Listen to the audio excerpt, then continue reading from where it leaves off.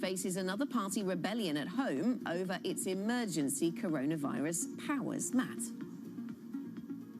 Let's take a look at futures as we head into the open. We've seen gains of more than 1% across European equity index futures, and we continue to see 1.5% gains on the DAX in Frankfurt. FTSE futures up 1.25% this morning. So it does look like we'll get a positive open across European stocks. Take a look at the global macro movers screen, the GMM here on your Bloomberg. The far left-hand column shows you the equity indexes. So as they open up live, as the FTSE has, they'll populate the screen here.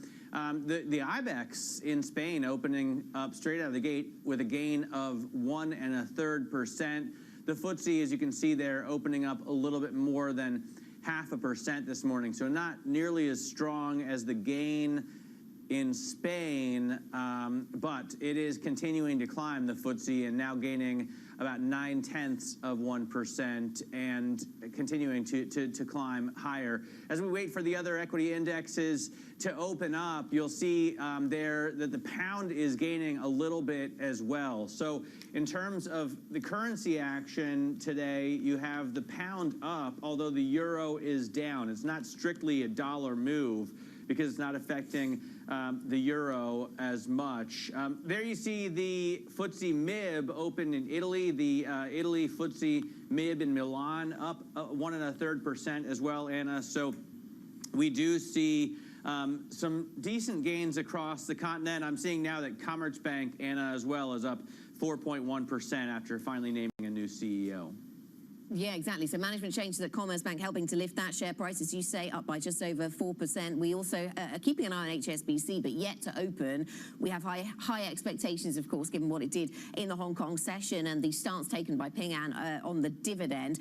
Also worth a mention, Diageo up by 4.8% this hour, and that after they gave a fairly upbeat trading statement just an hour or so ago. Joining us this morning, Alexis Gray, Vanguard senior economist. And Alexis, we're sitting here with European stocks coming out quite strongly for the first trading day of the week, fairly risk on, up by just over 1%. One of the reasons being described as behind this move is some strength in some Chinese data over the weekend, industrial profits moving higher. How much can that narrative take us higher if we continue to see concerns around the virus and a second wave here in Europe? Yeah, I mean, the market environment has certainly shifted in recent weeks because there's clear signs of a second wave emerging across Europe, which means that we're seeing a tightening as well of government restrictions. And we know that that hurts the economy. That stands in stark contrast to what we see, for example, in Asia, where the virus numbers are much lower. And of course, you're seeing the data that comes out much more positive. So I think that the outlook here in the market really depends on to what extent governments really need to crack down on the virus and close down economies, which will hurt if they need to do that. We see divergent infection rates. We also have, obviously, divergent stimulus in different European countries. But we've all heard from others, Alexis, that the EU recovery plan as well as the ECB's activities have really helped the recovery become more stable this time than it has been in previous crises. Do you agree? I think that's true. I think we've seen that the policymakers have understood that stimulus needs to happen very early and on a large scale, particularly in a crisis like this one, where we saw GDP contract by very significant levels compared with history. And so I think they can be applauded, both governments and central banks, for acting early and acting in a very big way. And that has helped really stem higher unemployment or weaker economic growth, and it's helped the recovery, particularly through the third quarter. So that's going to be important if there is no vaccine soon for that stimulus to stay in place. Just, Alexis, bear with us. We're just waiting for HSBC to open here in London, so a quick watch on that. Still no trade here in London, but the gains continue to build in Hong Kong. So as soon as we get an opening price on HSBC, we'll jump in and give that to you. Let me talk about risk appetite right now, because we see the dollar a little weaker today, retreating just a little bit. We have a busy week in terms of US politics. We've got the debates coming up, of course, and then the election into November. Alexis, how do you see the US economy performing, given we've got the election sort of acting as a big event, a big landmark event, a big date in the calendar, date in the diary? As we run up to that, do we just sort of tread water? Well, fortunately, the virus numbers are not rising as quickly at the moment. So the US is on a path of recovery, which is good news. But of course, you have the big election looming, and there is uncertainty about, it's still pretty wide open, and that will have also some impact on what policymakers are able to do. The prospect of another fiscal package now has faded. And so for the next few months, I think you'll see some recovery in the economy with kind of lockdowns easing. But overall, we're not expecting to see the economy get back to, its pre-crisis level of activity until perhaps the end of next year or even later. What are your thoughts on the election? What difference does it make to markets in the shorter term if we get Biden or Trump? Well, it's still very much wide open. And I think that the market generally was pretty happy when Trump was elected, because he, cut red tape and cut taxes. That may not be the same case this time around, because there may be big differences between Trump and Biden on how they handle the virus. It could be, for example, that Trump doesn't crack down, doesn't have that same kind of economic restrictions to prevent the virus, whereas Biden may do that.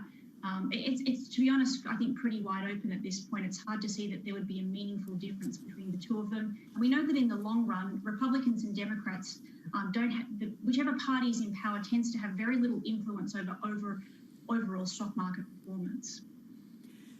Alexis, we're just getting some opening prices. Well, HSBC opening up by 11% this morning, or up by 10.76% right now. So after that strong performance in Hong Kong, driven by a bigger stake being taken by big shareholder Ping An, we continue to focus on HSBC. That's helping the FTSE 100 make gains of 1.4% this morning. Actually, the CAC and the DAX, though, up by similar amounts. So the gains are fairly broad-based. We've also got Commerzbank moving to the upside. Commerzbank, we've talked about the management changes there, up by 3.5%. We'll keep an eye on some of these stock movers. And talking about this equity market performance, Alexis, I know at Vanguard you prefer equities over other asset classes. Is that because there is no alternative, or like JP Morgan, do you look at the amount of cash on the sidelines and say, actually, some of that cash could continue piling up, and that's going to be to the disadvantage of equities? Where does your strong equities view come from? Well, I'd say that there's a role for all asset classes. We're not arguing that only equities, but simply that the equity risk premium at the moment is relatively healthy, and so equities are likely to outperform bonds. We see that valuations on equities are, still relatively fair, and so there's some upside. I mean, the big thing that's happened this year is that we've seen a major downshift in the outlook for interest rates. Rates expected to remain pretty close to zero. In fact, the entire curve is quite depressed. And so with that depressed term structure, that is supportive of higher valuations. It means that the equity market, could continue to run in the future. Not necessarily in the short run, because we've already had a very strong several months, but I think over kind of the medium term, the equity risk premium is still quite healthy, and means that equities are much more likely to outperform than bonds, which have a pretty depressed outlook now. All right, Alexis, you're going to stick with us. We get more from you. We're going to take a quick break. Alexis Gray from Vanguard, where she is the senior economist. I want to check in quickly on Siemens Energy shares. A lot going on this morning in terms of individual movers. We have, of course, the Commerzbank shares that we were talking about a little bit earlier. We have the HSBC jump that we were looking into, and Siemens Energy trading this morning. The ticker ENR at GR, ENR at GY. Currently looks like it's trading at 20.95, so down from an open of 22.01. We'll continue to talk about these individual movers for you when we come back. Also, Brexit takes, it's crunch time. Can you believe Brexit talks are entering a critical phase right now? This is where the rubber hits the road. It's starting to matter, finally, this week. This is Bloomberg.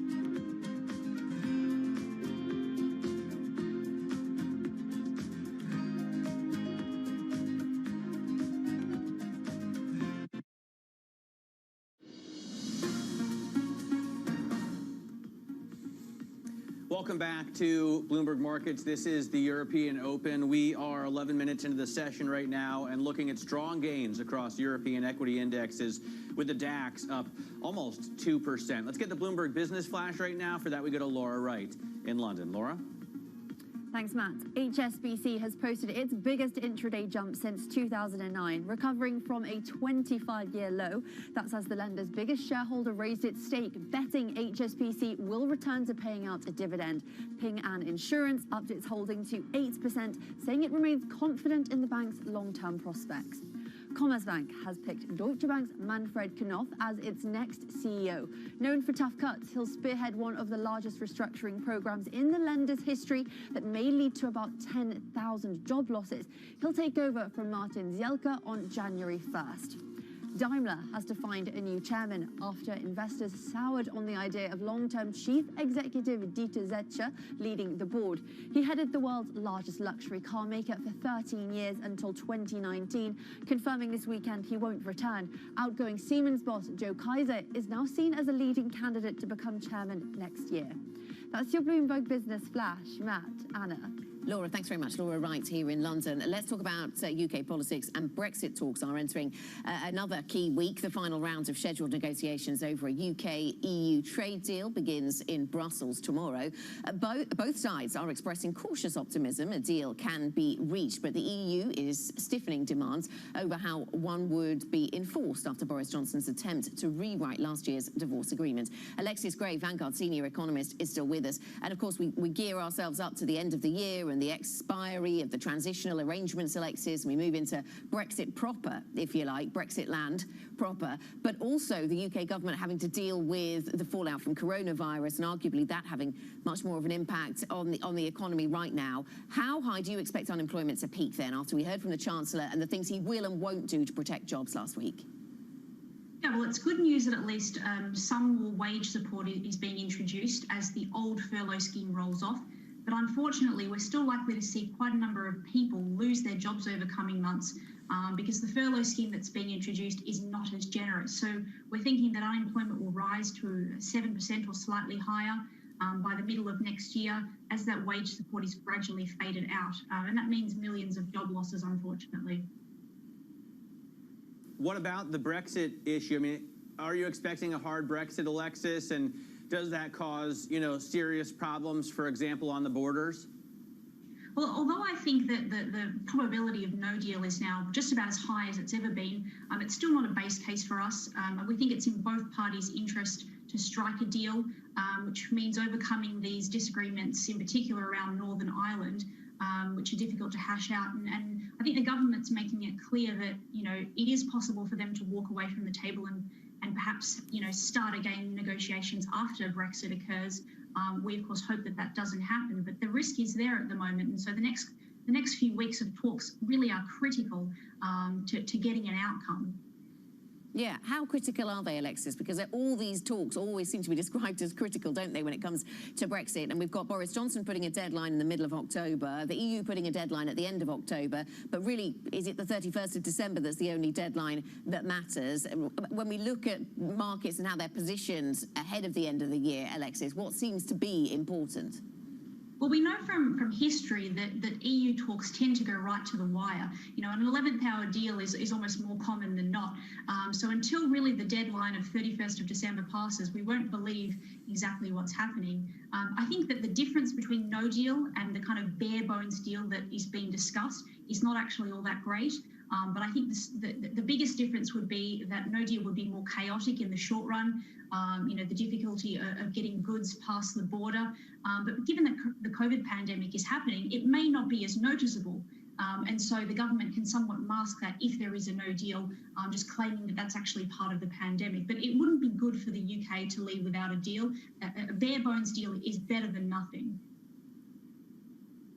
All right, Alexis, thanks so much for joining us. Appreciate your time this morning. Alexis Gray there is a senior economist at Vanguard. She's going to be continuing the conversation with us on Bloomberg Radio at 9 a.m. UK time. So definitely tune in for more from Alexis then. Now, with Brexit talks entering a key week, finally a key week for Brexit talks, the biggest foreign lenders also have a big decision to make. Stay in London or start relocating assets to the European Union. Some have done, but so far the square mile has kept its allure for U.S. banks. Joining us now to discuss is Danny Berger. So, Danny, what's the likelihood that we see more movement after the big J.P. Morgan news last week? Yeah, exactly, Matt. JP Morgan really one of the biggest to signify sort of a second phase, if you will, of moving out of the UK as the talks enter more advanced stages. But so far, we haven't really seen much movement besides that, or at least, hundreds of millions of billions moving out of the UK. The London has about 3 times the equity as the European Union does for the big 5 U.S. banks. And then when it comes to risk-weighted assets, it has 4 times the amount. Now, JP Morgan, as we've been talking about, may be one of the first of many. If we do see more movement, it's going to be in the months to come. But bankers that Bloomberg have spoken with have said that, look, there's just a critical mass of people and clients in London, so it's unlikely that they'll really move as many assets as they initially anticipated they would. Regulators also, for their part, according to these bankers, have been telling the lenders to keep their assets in London to really make sure that there's adequate reserves in the city. So that's another reason why banks are hesitating moving some more of these assets into the European Union.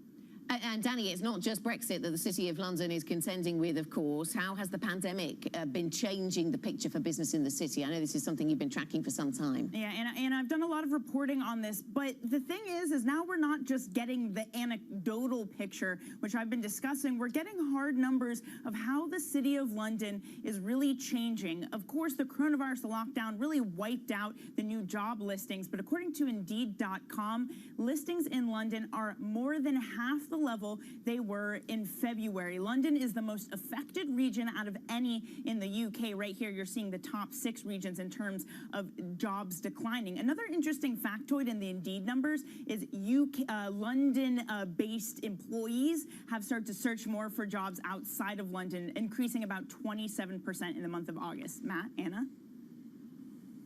All right, Danny, thanks very much. Danny Berger there talking about the money moving out, or the money that isn't moving out, the city and its Brexit situation. Now, Siemens unleashes a behemoth behind much of the world's electricity. Up next, we'll discuss the listing of Siemens Energy with Ali Sakkow. This is Bloomberg.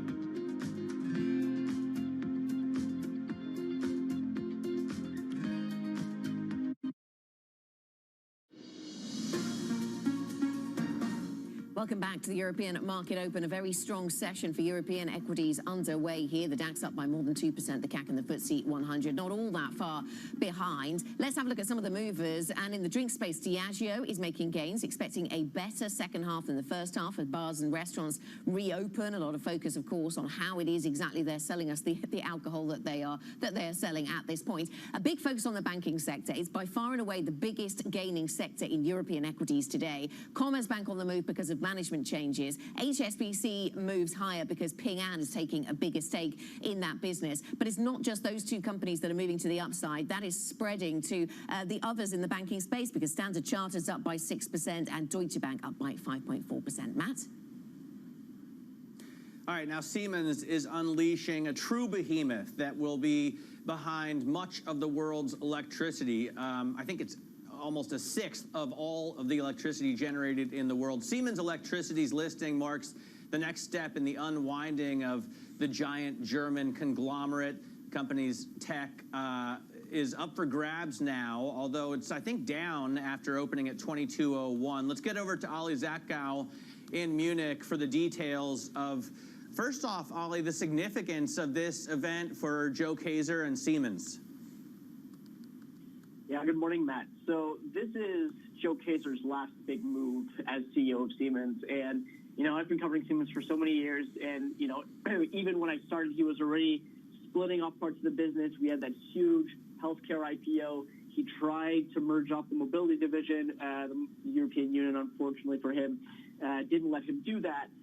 You know, he spun off the lighting division, and now this is his last big move. All of the energy business is now becoming its own company. They're spinning that off, and his big hope is that what's left over of Siemens now gets a big re-rating, and people see it as a pure-play software industrial company.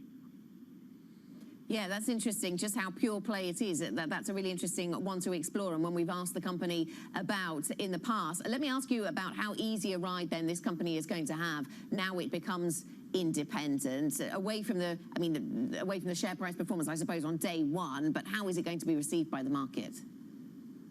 Yeah, I mean, the share price isn't doing that hot today. Some of that is, of course, to be expected. You've got, you know, flow back kind of happening in the first 2 or 3 weeks. But the company long-term is facing some significant hurdles, Anna. The energy market, as everyone knows, is just shifting so fundamentally. And Siemens Energy has a large gas and power business. They also do have that stake in Siemens Gamesa, which is a wind energy company. But even there are difficulties. They're still struggling in the Indian market, which moved to an auction-based system. They're not that powerful in onshore wind. And, you know, you couple that with the general weakness that gas and power markets are seeing right now, and there's a couple of big things that they need to solve before they can really start getting on their feet. Ali, I'm going to throw you a curveball, put you on the spot here. You've been covering Joe Kaeser for years now down there in Munich. What do you think about a move for him over to Stuttgart? Yeah, that's an interesting question. You know, Kaeser is a big friend of the auto industry. Siemens is a huge supplier to companies like Volkswagen from their industrial automation business, and he has wanted to move into supervisory boards as this part of his career, which is why he is going to be on the supervisory board of Siemens Energy. Whether Stuttgart fits into that mandate or whether that's too much work for him at once, I think there's definitely a possibility, and I think if asked, he maybe might not say no. But he might also decide to say, hey, I just want to focus on the energy stuff for now because that is where he'll have the most direct influence. Okay, thanks very much, Oliver. Thanks for joining us. Bloomberg's Oliver Zachkow with the latest on Siemens and Siemens Energy. 8:26 here in London, 9:26 in Paris or Berlin. Coming up on the programme, our exclusive interview with Pascal Canfin, chair of the European Parliament's Environment Committee. We're going to discuss that in the Brussels edition. Plenty more to talk about. The EU's Green Deal, of course, front and centre for much of the conversation in Brussels recently. The Brussels edition is up next with Maria Tadeo. This is Bloomberg.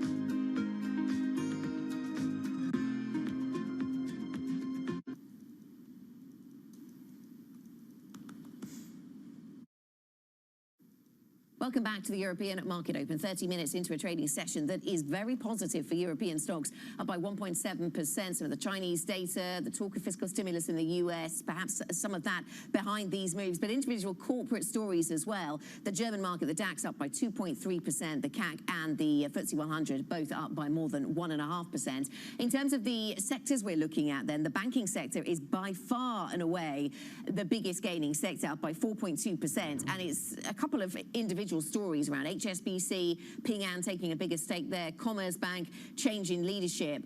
But there's also a broader trend that's happening because we also see Deutsche Bank and Standard Chartered moving to the upside. So a broad-based move higher for banking stocks this morning here in Europe. Let's get a Bloomberg First Word News update. Here's Laura Wright. Thanks, Anna.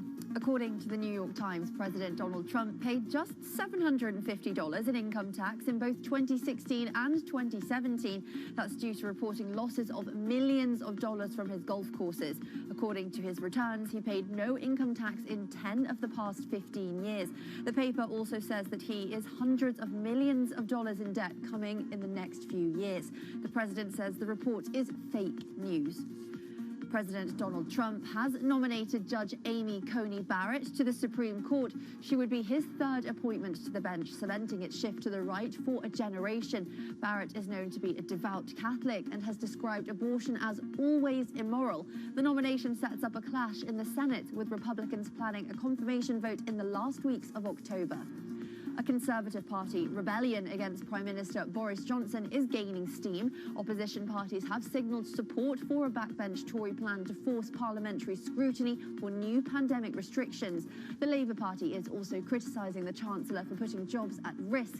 It says his plans to support the economy do far too little for some of the hardest hit sectors. Lebanon's Prime Minister-designate has stepped down after failing to form a government. It leaves the nation rudderless as it struggles to recover from a devastating explosion at its main port last month. French President Emmanuel Macron has dubbed the move a collective betrayal by Lebanon's politicians.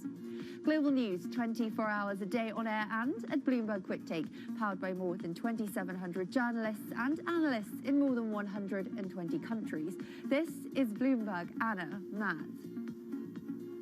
Laura, thanks very much. Laura right there in London with your news. Now, piecemeal lockdowns continue to be imposed across Europe as nations struggle to contain the resurgent virus. And that's putting airlines under even more pressure. German flagship Lufthansa says it's being forced to deepen job cuts and fleet reductions, joining global peers as well as Boeing and Airbus. CEO Carsten Spohr says aviation faces a desolate winter.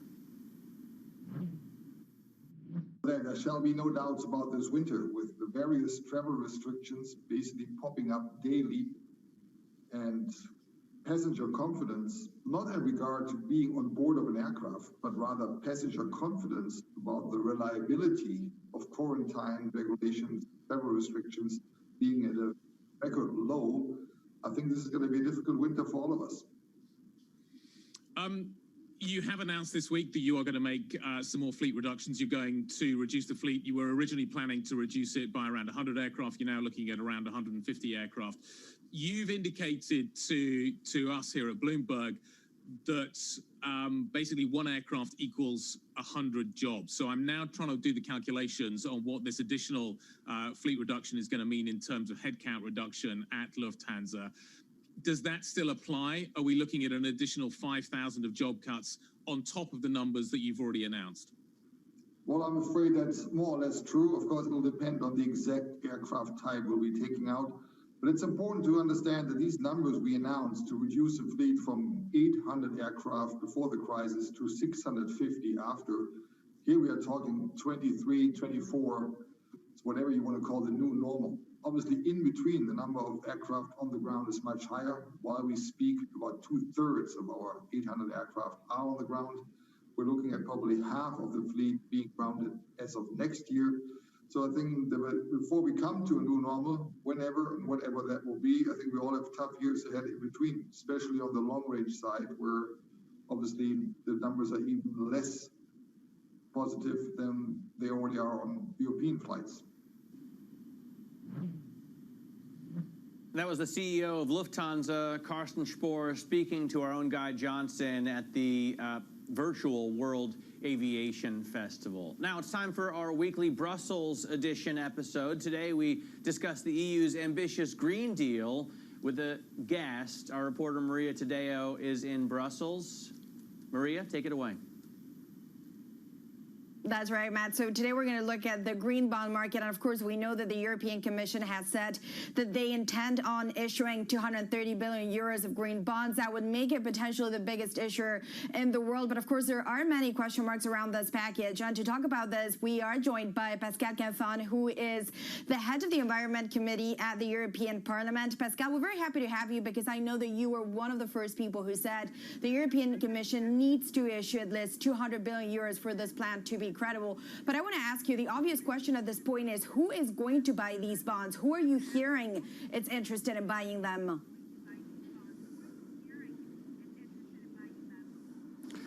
Well, hello first. Well, all the institutional investors.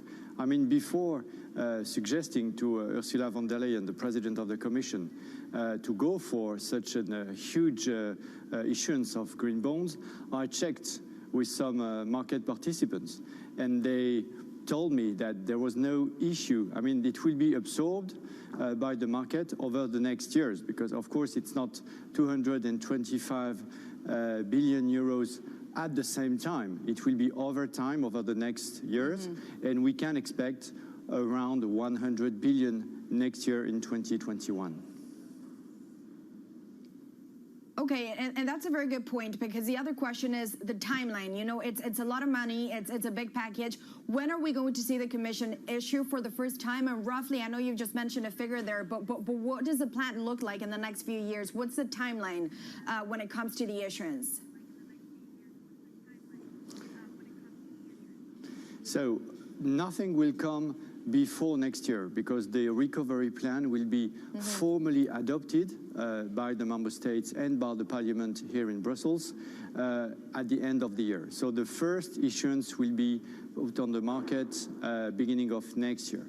And then the precise timing of the issuance, the program of the issues of bonds, to be honest, I don't think it's already set by the Commission. They are precisely after the political announcement last week by von der Leyen.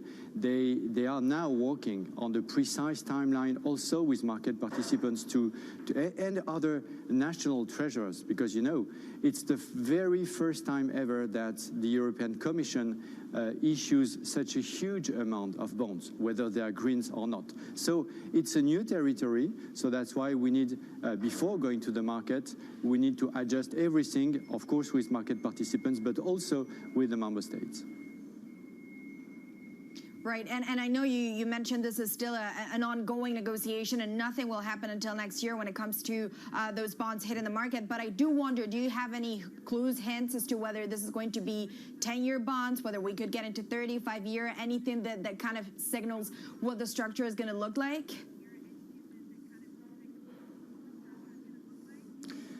I can't tell you anything for sure, because as I told you, it's a work in progress.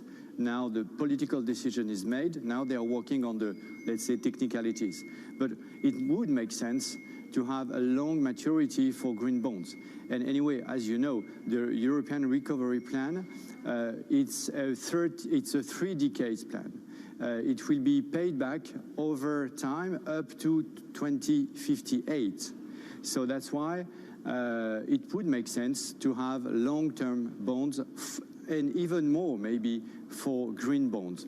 But as I told you, all that is being refined, defined, and fine-tuned, I would say, as I speak. So I can't go public. It's a bit too early to go public now with that kind of information. Well, I hope we'll hear from you soon. But I also wanted to ask you about the European Central Bank, because Christine Lagarde will be speaking before the European Parliament today. She has said many times that climate change should be top of the agenda. What's the role that the European Central Bank could play here? You know, should it become a big buyer of this?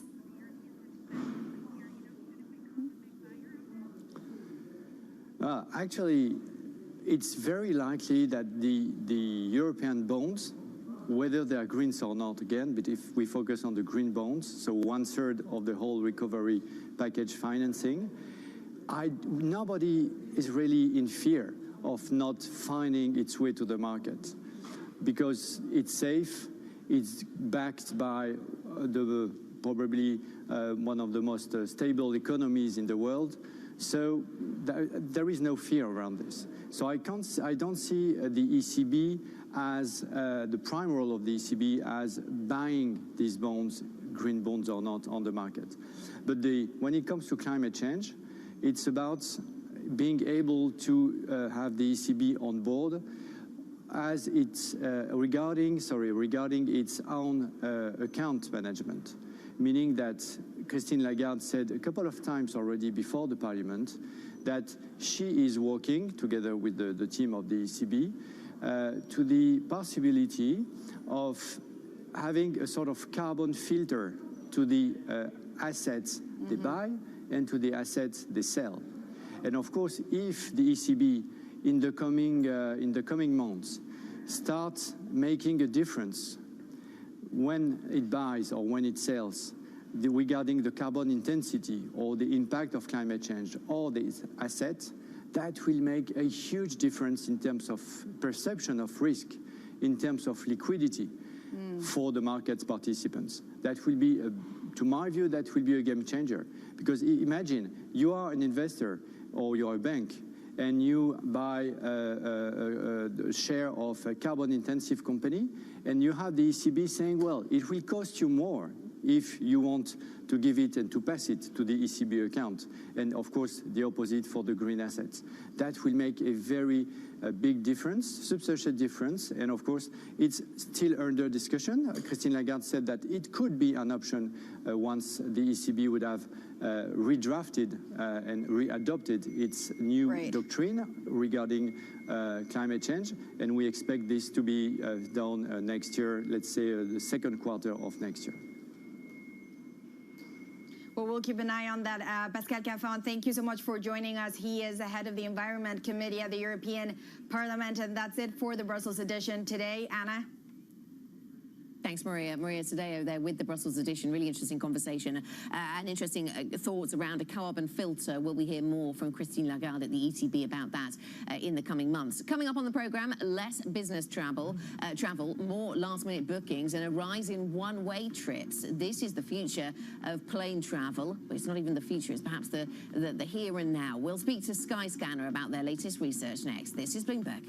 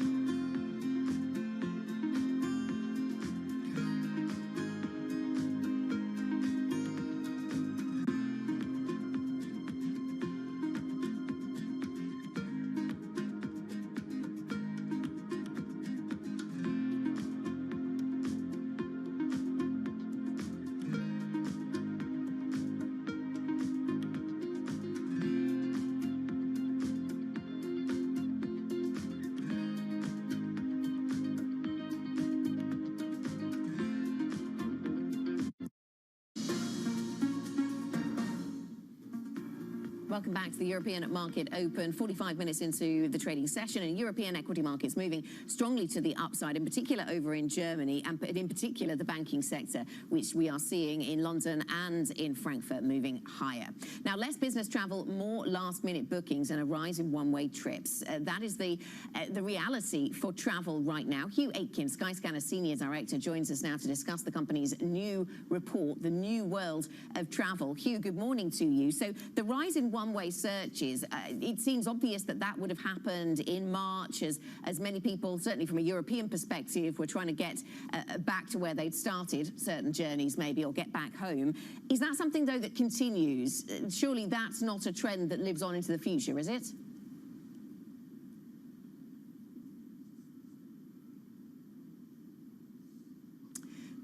And well, actually, can I just jump in here and point out that I haven't been flying lately, just like most people haven't been flying lately, but I did go to Spain and back in July, and I had to do one-way searches both directions. The reason had nothing to do with, you know, getting stuck or getting back anywhere. It was because I simply couldn't find round-trip availability when I needed it. You know, so many flights had been canceled, so many legs had just been dropped that I had no other choice than to look for it one way. And then in the end, Lufthansa actually, the flight that I had booked and bought through Lufthansa simply didn't exist when I needed to go back, and then I had to find another one-way flight. So I think one of the problems is that the airlines just don't have the legs to support round-trip searches anymore. Everyone has to do one-way searches. Well, let's ask Hugh. Hugh, I think he's back with us. We had a problem connecting there, but I think we've got Hugh Aitken with us from Skyscanner. Hugh, what is it that explains the increase in search for one-way trips? We understand why that happened in March, but why is that still happening?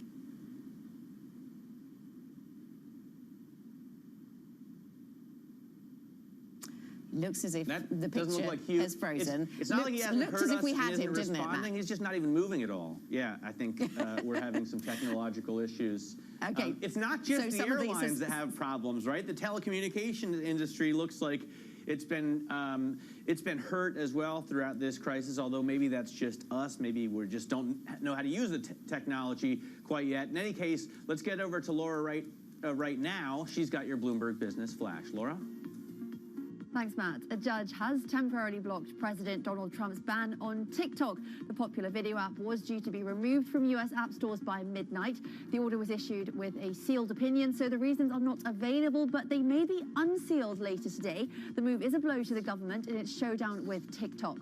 Shares of China's largest chipmaker are sinking today after the U.S. imposed restrictions. U.S. firms must now apply for a license to export certain products to SMIC. According to a note from the Commerce Department, there is an unacceptable risk of the chipmaker's components being used in a military capacity.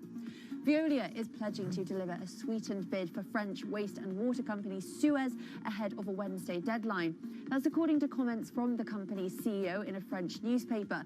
It plans to buy most of Engie's shares in the business, as well as raising the price. The paper reports a new offer will include clarification of job guarantees.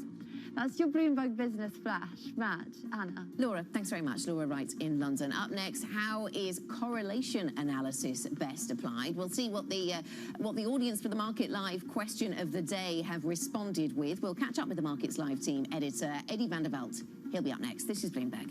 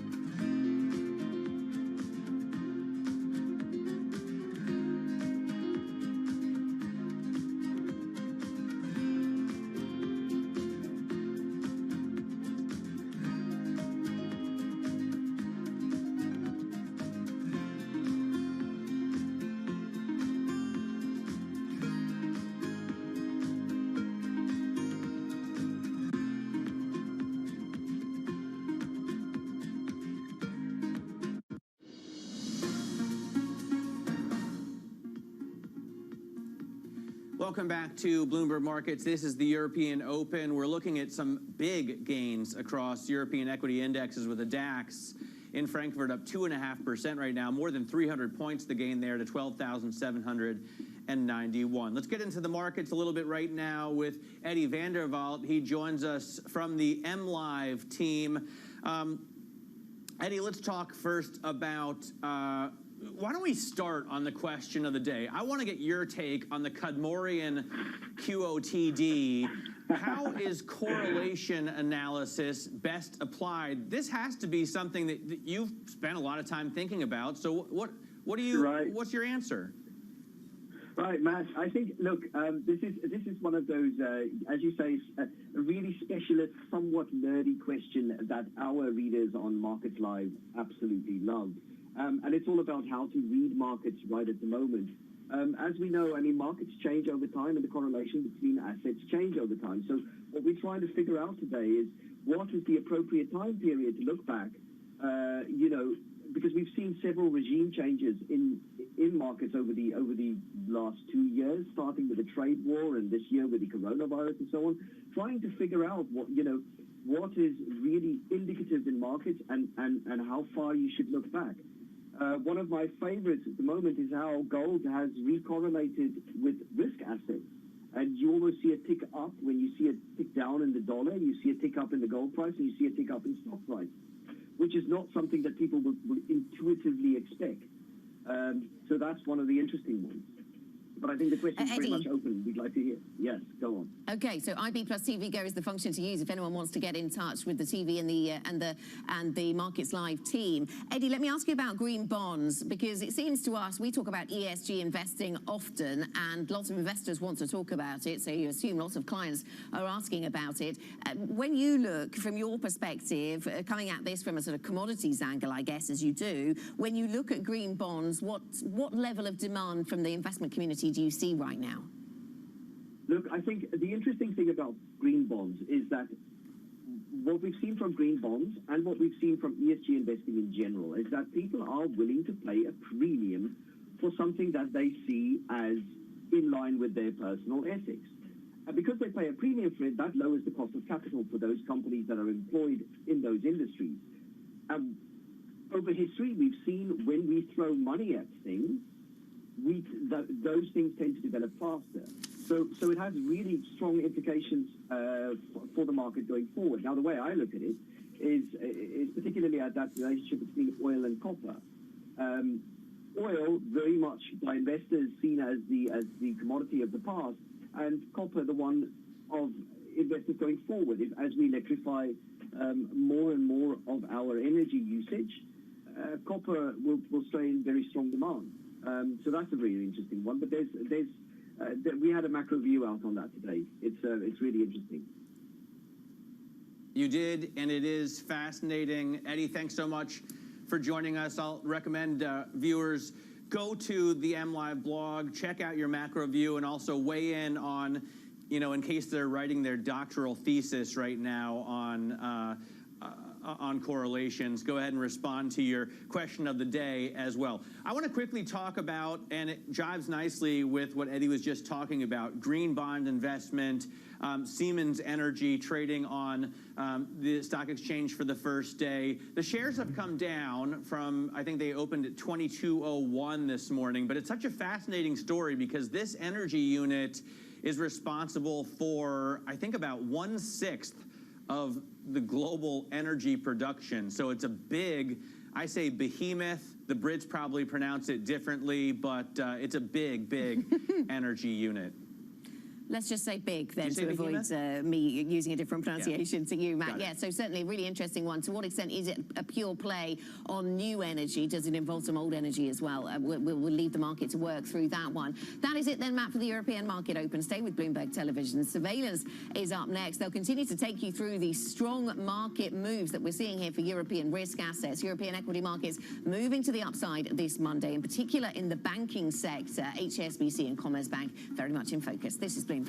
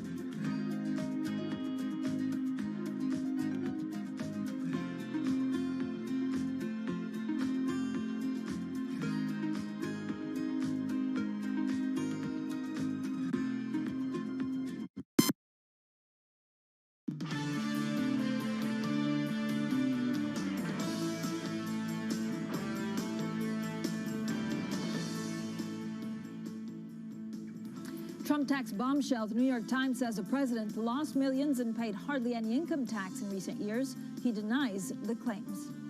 Doubling down, HSBC shares jumped the most since 2009 as its biggest shareholder raises its stake to 8%. And the EU and the UK enter the final round of Brexit talks this week. The Tory government faces another party rebellion at home over its emergency powers. Well, good morning, everyone. Happy Monday and welcome to Bloomberg Surveillance. I'm Francine Lacqua here in London. Now, the markets will definitely get their cue on a couple of political stories out there on the markets, and this is what we're looking at for European stocks. So European stocks are still leading the rally. If you look at, the banks or some of the industries that are sustaining the rally, it's definitely the banks, with HSBC surging some 11% after its biggest shareholder raised its stake in a bet that the lender will return to paying dividends. The other thing I'm looking at is, of course, investor sentiment bolstered by M&A announcements, travel and leisure stocks rising, with Diageo, for example, saying it expects business to improve as bars and restaurants reopen after lockdowns. Now let's get straight to the Bloomberg First Word News. Here in London is Leanne Gerrans. Hi, Leanne. Hi, Francine. According to the New York Times, President Donald Trump paid just $750 in income tax in both 2016 and 2017. That's due to reporting losses of millions of dollars from his golf courses. According to his returns, he paid no income tax in 10 of the past 15 years. The paper also says that he has hundreds of millions in debt due in the next few years. The president says the report is fake news. Elsewhere, President Donald Trump has nominated Judge Amy Coney Barrett to the Supreme Court. She would be his third appointment to the bench, cementing its shift to the right for a generation. Barrett is known to be a devout Catholic and has described abortion as always immoral. The nomination sets up a clash in the Senate, with Republicans planning a confirmation vote in the last week of October. A Conservative Party rebellion against Prime Minister Boris Johnson is gaining steam. Opposition parties have signalled support for a backbench Tory plan to force parliamentary scrutiny from new pandemic restrictions. The Labour Party is also criticising the Chancellor for putting jobs at risk. It says his plans to support the economy do far too little for some of the hardest hit sectors. And Lebanon's Prime Minister-designate has stepped down after failing to form a government. It leaves the nation rudderless as it struggles to recover from a devastating explosion at its main port last month. French President Emmanuel Macron has dubbed the move a collective betrayal by Lebanon's politicians. Global news 24 hours a day, on air and at Bloomberg Quick Take, powered by more than 2,700 journalists and analysts in more than 120 countries. I'm Leanne Gerrans. This is Bloomberg. Francine. Leanne, thank you so much. Now, European markets rallying this morning. That's as China continues to provide a beacon of hope for economic recovery after the coronavirus. Now, the bank sector is, of course, something that we're watching out very closely. The top performer on the stock 600 here in Europe, driving gains. Well, joining us for the very latest is Laura Cooper, our MLive team. Laura, great to have you on today. What are you looking at for the rest of, the day, but also the week? Well, thanks, Francine. I certainly think that what we're seeing today in price action is just that European equities are catching up to the gains that we saw late in the U.S. session, being driven by banks. But that comes after the banking sector reached an intraday all-time low on Friday. And I think it's really hard to say that this melt-up Monday mood is going to persist, just given the fact that markets have quite a bit to digest in the week ahead. So top of mind is certainly the rising infections in Europe that are kind of the key risk for equities, but also just the confluence of political forces this week. So whether that's kind of crunch time for Brexit talks, whether it is the ECB Watchers Conference, but predominantly the U.S. presidential debate, the first one tomorrow, is going to be crucial for risk appetite. And I think it's too soon to declare a bout of risk aversion is over, and the dollar's likely to catch a bid once again. Laura, I know some of your, you're focusing on correlations in the live blog today. And actually, I urge everyone who's listening or watching us right now to go and check out the blog because it's a great Bloomberg piece of work. But Laura, overall, what can you tell us about correlations? Well, I think certainly just given the current backdrop that we are seeing this breakdown in historical correlation. So whether that is, for example, when we look at the performance of gold versus the S&P 500, clearly they've actually been moving in tandem in the positive direction, which is not something that typically we would see. So whether it's kind of this distortion brought in by quantitative easing from central banks, there's a number of numerous factors that are really distorting these trends that we typically see. So whether we look kind of on the historical basis, how far back do we look?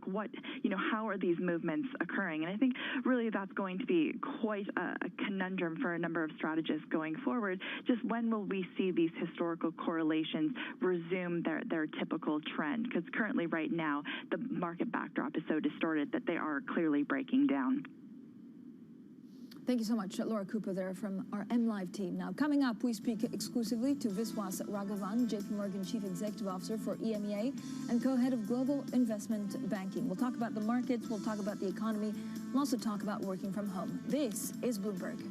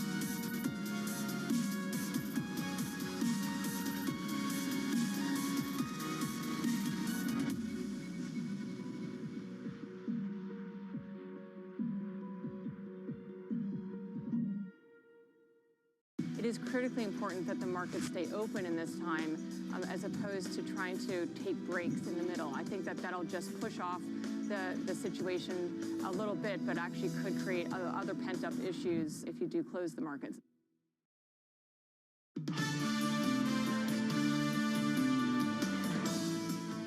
Economics, finance, politics. This is Bloomberg Surveillance. I'm Francine Lacqua here in London. Let's get straight to the Bloomberg Business Flash. Here's Leanne Gerrans. Hi, Leanne. Hi, Francine. HSBC has posted its biggest intraday jump since 2009, recovering from a 25-year low.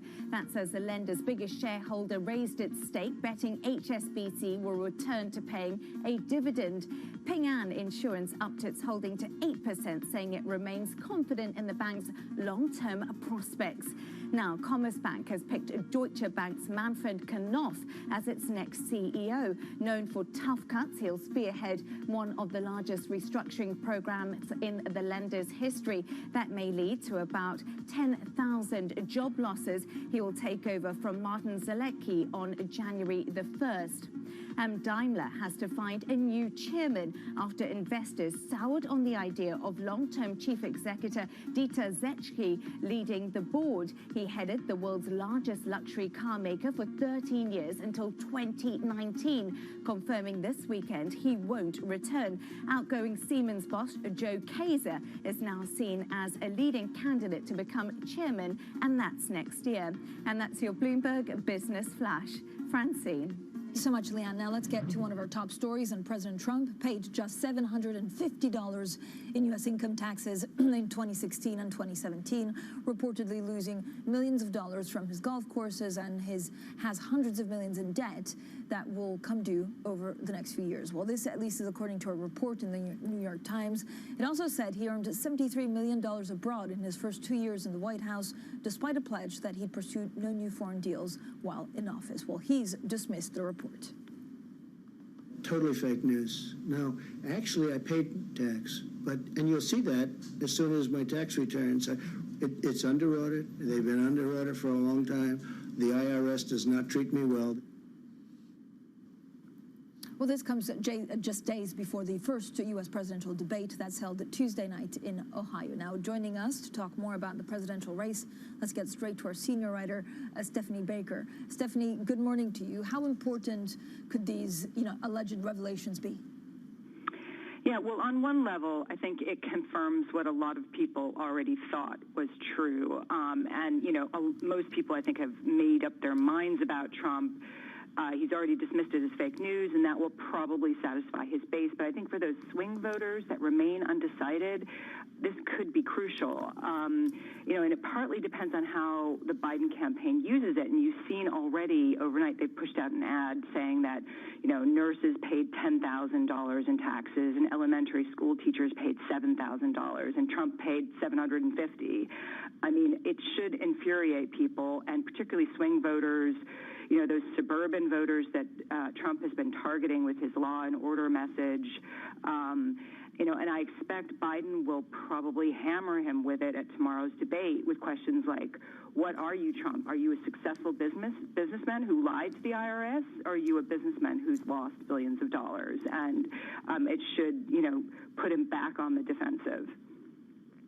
So, Stephanie, if it does play out in the polls, when would we see a poll shift?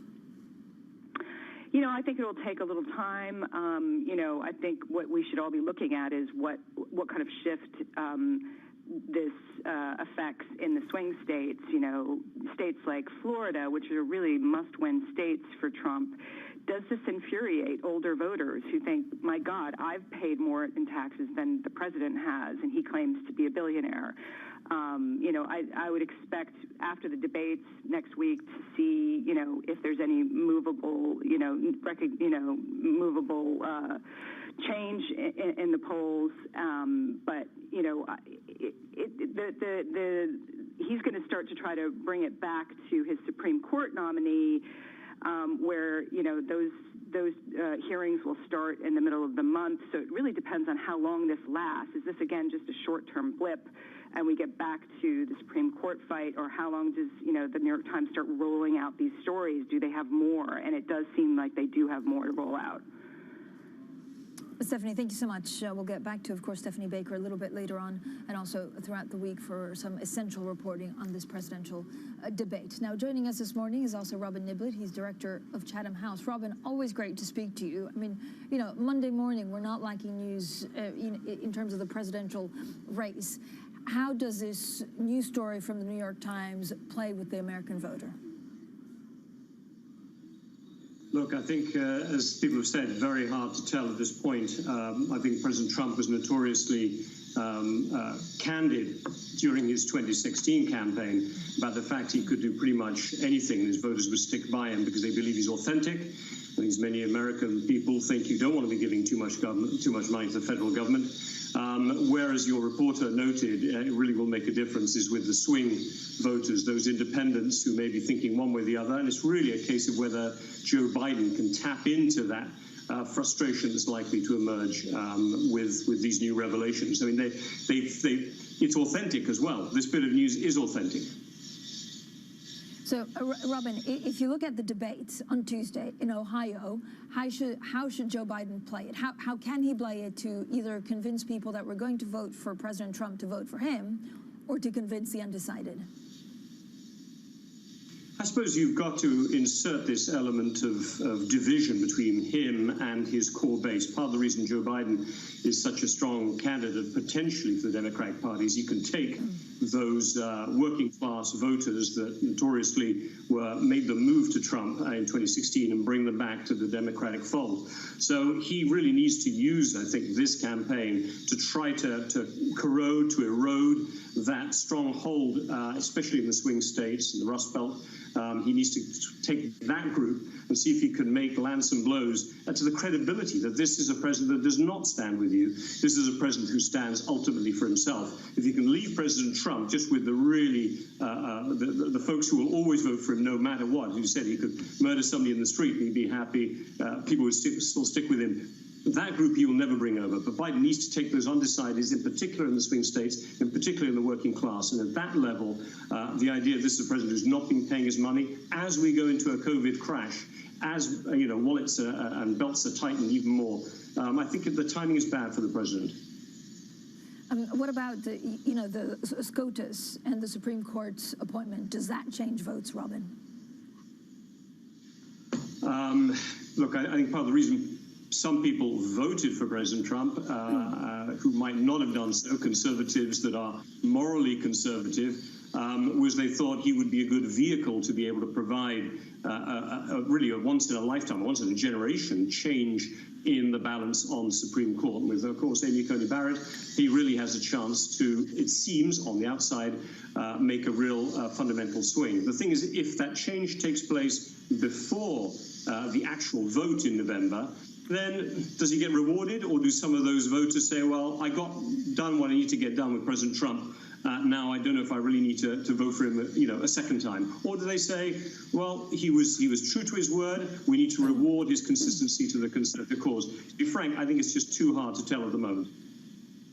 Robin, let me also ask you about Brexit, because it seems that we're entering another key week for these Brexit talks. Can trust be regained between the two parties so that there's an agreement? And without trust, will we get a deal? Yes, that is the right question, because trust was severely eroded by Boris Johnson's decision to bring into Parliament this internal market bill, which in a way would allow the British government to override an international treaty struck with the EU.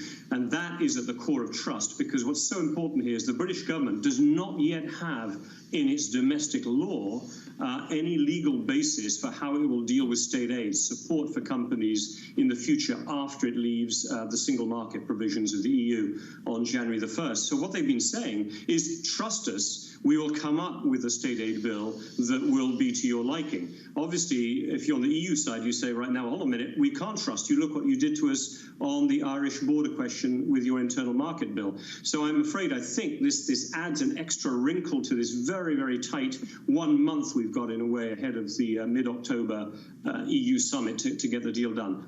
All that being said, you don't need trust always to get a deal if self-interest is pressing. And I think both for the EU and for the government here, the need to get a deal done in this COVID context is so pressing, my money's on a deal getting done. Robin, it seems that, the two main obstacles are fisheries and state aid for the UK. How easy will that be to overcome? Look, fisheries is always a toxic issue. We've had our cod wars with the Icelandic government back in the 70s, 80s. I can't remember when it was, 40, 50 years ago. But it is an incredibly vociferous and very focused political lobby, as is the agricultural lobby in many countries, especially in France, which, of course, has a very important vote on where things go. Again, my feeling is there is the opportunity for a deal to be done here. The deal the EU has with Norway allows an annual review of the fish quota catches. In a way, what the UK is saying is we cannot commit for an indefinite continuation of the current arrangement. We need, if we're a sovereign country, the capacity to redo these deals on a regular basis. The compromise position probably is for the UK government to commit to a transition period of 4 or 5 years where the catch remains roughly the same, but then allow over time a move towards something that's more equitable to British fishers and that allows, or fishermen and women, and that allows people to take a different view. Don't forget, the UK fisheries sell over 70% of their fisheries product into the EU. So it'd be crazy for the UK to take possession of the fishing waters, but then find that the EU punishes it for the fish that are exported into the EU market. So again, I think a deal has to be done on this side. Robin, how much of a difficult time is Boris Johnson having from his own Conservative Party? The rebellion is growing because of some of the powers that he's amassed because of COVID-19. Yeah, I mean, look, if you read all the papers in the UK this weekend, it's all the talk about Boris Johnson is in a precarious position, principally because the response to the COVID pandemic has been subpar, to put it mildly. And each time a new step is taken, now with this contact tracing app, it turns out not to live up to the billing. And the kind of optimistic boosterist, to use Boris Johnson's own phrase, approach he's taken is really wearing thin. And the thing is, it's wearing thin for many Conservative MPs as well. I think the problem he has is you've got two groups. He's got what I call the kind of hardliners who are to his right on Brexit, to his right on immigration, who've always wanted to maybe don't trust Boris Johnson totally to be behind them on the more ideological aspects of Brexit and immigration. The common sense group, as they're now calling themselves, and they're also involved in the objections to the very tight new procedures that are put in place on social distancing and closing pubs and restaurants at 10 o'clock and so on. So they're bringing that kind of libertarian wing to him. But on the other side, he's got some big beasts who have been excluded from cabinet, who are people who he defeated and who he undermined in his push for leadership. Theresa May, Sajid Javid, the former Chancellor, Jeremy Hunt, the former Foreign Secretary and Health Secretary. These people are also sitting on the backbenches, some of them in very important committee positions now, who can scrutinize every step he takes. And Theresa May is now going to be involved in this rebellion against the internal market bill. And you can be sure that the Common Sense Group will be rebelling to try and demand that Parliament gets oversight of any new emergency procedures taken to deal with COVID. Robin, thanks so much. Robin Niblett, the director of Chatham House, talking about Brexit and the U.S. presidential election. Now, coming up, Europe's biggest bank bounces back. HSBC shares in London jump as much as 11.5% today, recovering from a 25-year low. We'll bring you that story next, and this is Bloomberg.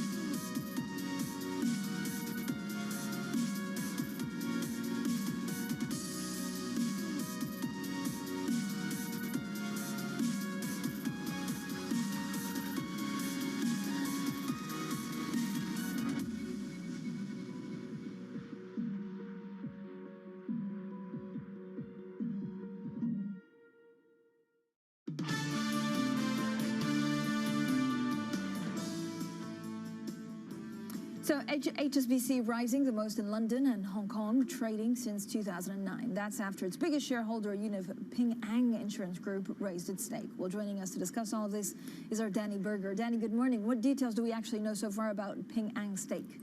Francine, we know, according to a filing, that they bought 10.8 million shares last week. That means they own 8% of the company. That solidifies them as the biggest shareholder of HSBC. Now, this is quite a turnaround sentiment for the lender. You'll remember last week it was trading at a 25-year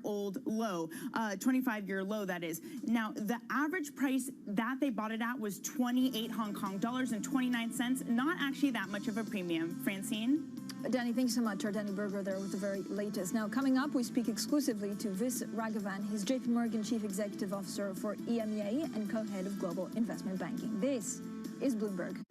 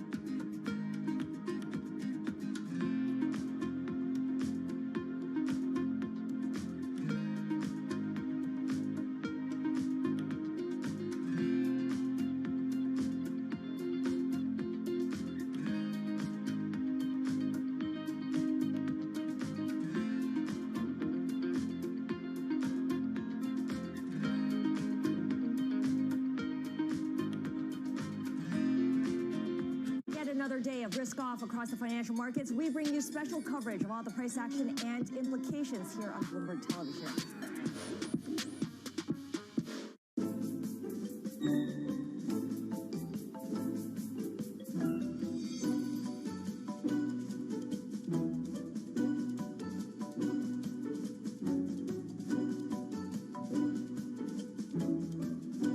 I was actually poor. No foreplay?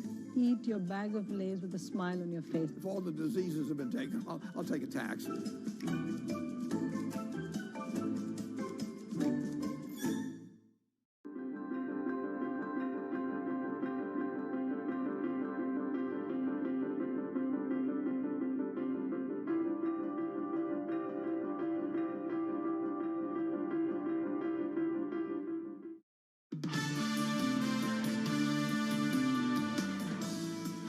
Economics, finance, and politics. This is Bloomberg Surveillance. I'm Francine Lacqua here in London. Now let's get straight to the Bloomberg First Word News. In London with me is Leanne Gerrans. Hi, Leanne. Hi, Francine. According to the New York Times, President Donald Trump paid just over $750 in income tax in both 2016 and 2017. That's due to reporting losses of millions of dollars from his golf courses. According to his returns, he paid no income tax in 10 of the past 15 years. The paper also says that he has hundreds of millions in debt due in the next coming few years. The president says the report is in indeed fake news. Now, staying over in the US, a judge has temporarily blocked President Donald Trump's ban on TikTok. The popular video app was due to be removed from US app stores by midnight. The order was issued with a sealed opinion, so the reasons aren't available, but they may be unsealed later today. The move is a blow to the government in its showdown with TikTok. Meanwhile, President Donald Trump has nominated Judge Amy Coney Barrett to the Supreme Court. She would be his third appointment to the bench, cementing its shift to the right for a generation. Barrett is known to be a devout Catholic and has described abortion as always immoral. The nomination sets up a clash in the Senate, with Republicans planning a confirmation vote in the last week of October.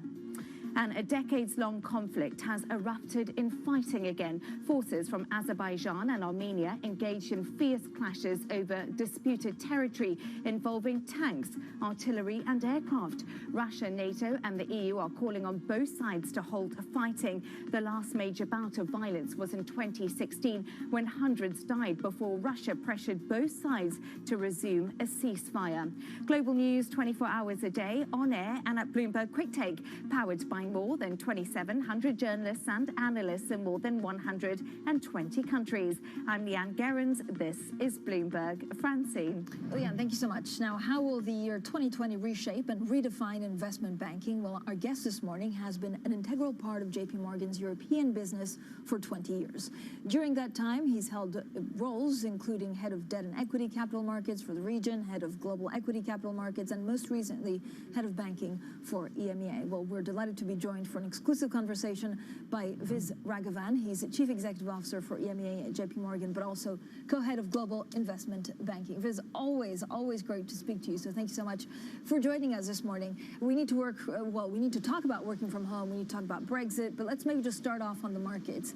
How difficult is it to talk, to call these kind of markets, given all of the news that's coming from all different directions? Hi, good morning, Francine. I would say, look, the markets are awash with liquidity. I mean, you have seen unprecedented QE being injected into the markets, and the quest for paper and the quest for yield continues. You're seeing asset classes, pretty much every asset class being underpinned by this QE, and you could almost kind of say there's maybe a slight disconnect between, markets right now and maybe the real economy. So I would say a market awash with liquidity is how I would characterize it. So what are investors asking, and actually what are your clients asking? Do they have the appetite to do M&A? Do they have the appetite to go out there and take on more debt? I would say if you look at the stages in which this market post-COVID since March has kind of evolved, I would say in the first phase there was an initial scramble for liquidity, the bluest of blue chip names drawing down on revolvers, and pretty much all of that anxiety was put to rest by this wall of QE we saw. And then there was an absolute kind of a deluge of issuance initially in the debt markets, which then morphed into convertibles, equities. And I would say, you saw little by way of M&A. So if you take kind of M&A volumes globally, we are at about $1.2 trillion, which is around 28% below last year. But a bulk of that 1.2 trillion has really been back-end loaded, you'd say almost in the last 3 months. And what you're seeing now is once, that wave of liquidity and all the bond issuance, et cetera, has been kind of, as buttressed capital structures and made sure that companies were robust, what you're seeing now is, with valuations pretty strong, there is a focus back on M&A, where if your company has done well and if your share price has been pretty intact, I think boards today are dealing with, okay, with this share price comes responsibility. Do I get this growth which is expected of me? Does it come organically or does it come through acquisitions? And acquisitions are back on the cards given this phenomenal amount of liquidity we are seeing and robust asset prices, at least for some companies. I would just add two more points to that. Two kind of wild cards. One is if a company is, I would say, if you have a lazy capital structure and if those expectations of growth are not met, clearly the activists haven't gone away. What we've seen is activists probably become more of value investors in the last 6 months, But clearly their desire to launch campaigns is kind of unabated. We haven't seen that many, but I suppose that's a bit kind of to come. And the other pocket is private equity. Private equity is sitting on a wall of, once again, a wall of liquidity, which they are eager to put to work. So I'm pretty kind of optimistic on the outlook for M&A. So, Viz, if you look at private equity, what will it take for them to actually deploy that cash? Does it need to be post-U.S. elections because of the uncertainty, or will there be another catalyst? I would say I think the bigger driver is the availability of leverage. So, effectively, to make an acquisition, you will inject the equity, but you need to get your turns of leverage on top of it. And what you are seeing now is for the right names, for the right investment thesis, for the right equity stories, that leverage is absolutely available given all the liquidity that I described. So I would say it's quite, the signs are all ominous. I think you are looking at an environment where there's a lot of firepower. There are quite a few companies as well as PE and other drivers which are looking to deploy that firepower, and all of that points to hopefully a resurgence in M&A activity. So what will be the main growth areas for the European, the EMEA side of JP Morgan in the coming years, given what you've just laid out? I would say debt issuance is going to be more normalized. We've seen that frenzy of issuance happen already. So you're going to see debt volumes kind of get more normalized. We're seeing more issuance in hybrid form. Also a lot of green bond issuance, which is kind of getting a lot of interest from specific investor groups. But I would say in the capital markets, the key driver is going to be equitization. So all those companies that have effectively secured liquidity are now looking at the markets to say, hang on, I don't see how this virus is going to manifest itself, how this is going to evolve over the coming months. I see this abundant liquidity out there. My share price is pretty respectable. So should I take this opportunity to absolutely bulletproof my capital structure, grab equity while I can, and then basically if things get uglier, then I am in a safe place. If things take a turn for the better, then I still have the firepower to go and enact my kind of strategic game plan. So I would say you're seeing slowly that wave of equitization happen, and that wave of equitization is both from a defensive point of view, so the directly COVID-impacted sectors, companies in the footfall sectors looking to basically issue rights issues. For instance, we just completed a rights issue for Hammerson here in the UK. So you will continue to see a lot of issuers basically access the markets to make sure that their capital structure is robust. And then on the other side, you will see equity being used as acquisition consideration. I mean, we saw Siemens, which just announced kind of the Varian acquisition, issue one of the largest equity transactions towards that to fund that acquisition. Likewise, you're seeing some bank transactions involve paper. So I would say there's this wave of equitizations is what we are kind of bracing ourselves for. And then clearly the M&A momentum that I hope comes our way.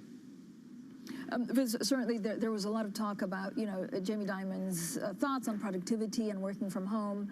And then I want to also talk to you about Brexit and some of the plans that JP Morgan has been put in place. But, what do you spend most of your time on? So we talked about the markets and some of the business. Is it a worry that actually people can't come back to the office quickly? How does it change work patterns? And how much time do you spend talking about, Brexit and how you plan in the eventuality of a no deal? Yeah, look, I think we had just gotten into a nice rhythm of, some kind of a rotational work from home. So we had folks, where working from home was an intrinsic part of our return to work plans, where they spend, say, roughly 50% of their time at home and then the remaining 50% in the office. And for us, really, that, the benefits of being together, the camaraderie, the intellectual kind of mind share. Also remember, we have a massive intake of juniors, analysts and interns who really gain and benefit from soaking in kind of the JP Morgan culture, learning from colleagues on the trading floor who are next to them. So that was part of our kind of drive and desire to really, preserve all those things that we really value and cherish about being part of JP Morgan. Clearly, with the latest government guidance, a lot of that has been put on pause. Our different lines of businesses are reevaluating what does working from home look like, and clearly it looks like those numbers will trend lower.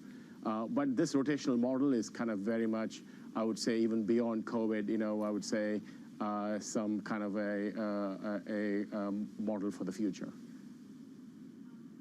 Viz, thanks so much. Viz Raghavan there from JP Morgan stays with us. And of course, we have to talk about Brexit. Now, coming up, we'll get more on the 2020 investment outlook with our exclusive conversation with Viz Raghavan, the Chief Executive Officer of JP Morgan for EMEA. We are also getting some breaking news out of the RBI out of India, the central bank rescheduling its monetary policy panel meeting. So we should have that date announced shortly. As soon as we have it, I'll bring it to you, and we'll look at also the consequences for rupee. This is Bloomberg.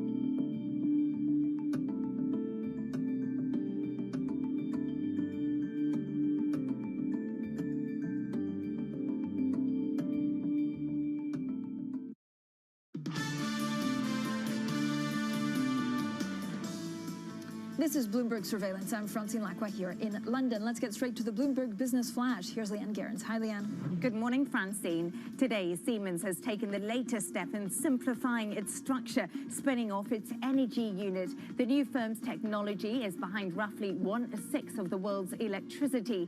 Siemens Energy will also own a majority stake in separately listed wind power company Siemens Gamesa. Shares sunk on the debut before paring back most of those losses. Now, shares of China's largest chip maker are sinking today after the U.S. imposed restrictions. U.S. firms must now apply for the license to export certain products to SMIC. According to a note from the Commerce Department, there is an unacceptable risk of the chip maker's components being used in a military capacity.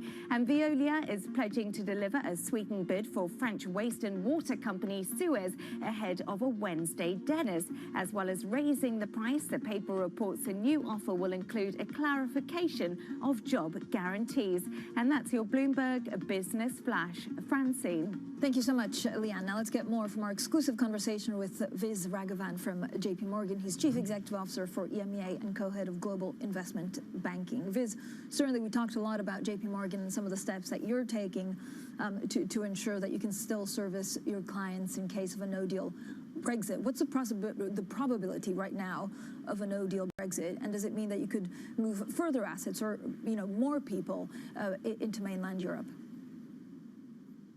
Look, Francine, from a Brexit preparedness point of view, we've been prepared now for very many years, and clearly what we've been waiting for is to see, what form of Brexit manifests itself. If we look at our kind of a research view, there is still, the hope is for some kind of a deal to be the outcome. So our research analysts very much expect some kind of a deal, to manifest itself. From our preparedness, I mean, we are really, I think we held off on people moves till the very end. We were very conscious about, dislocating kind of families, given schools, housing, et cetera. And what we've done is undertake those kind of people moves we need to do to be functional as of Jan 1. And really, I think we just kind of with bated breath watching to see, how does kind of Brexit manifest itself and what does it mean for financial services and the like. But in terms of being ready, we are absolutely prepared for every outcome. But even if there's a best case scenario, i.e., a trade deal, how much of an exodus would we see in general out of the City of London? Look, it really depends on what equivalence and what equivalence looks like and what you are able to continue to do and not do. Clearly, London, and it's kind of given the liquidity pools that sit here, it's a major global liquidity center.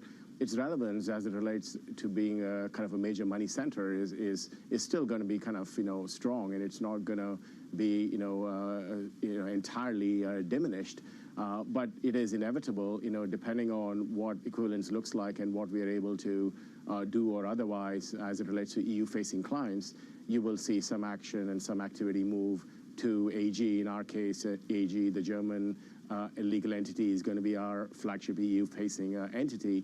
So depending on what we are allowed to do, you will see an element of activity kind of migrate to the continent.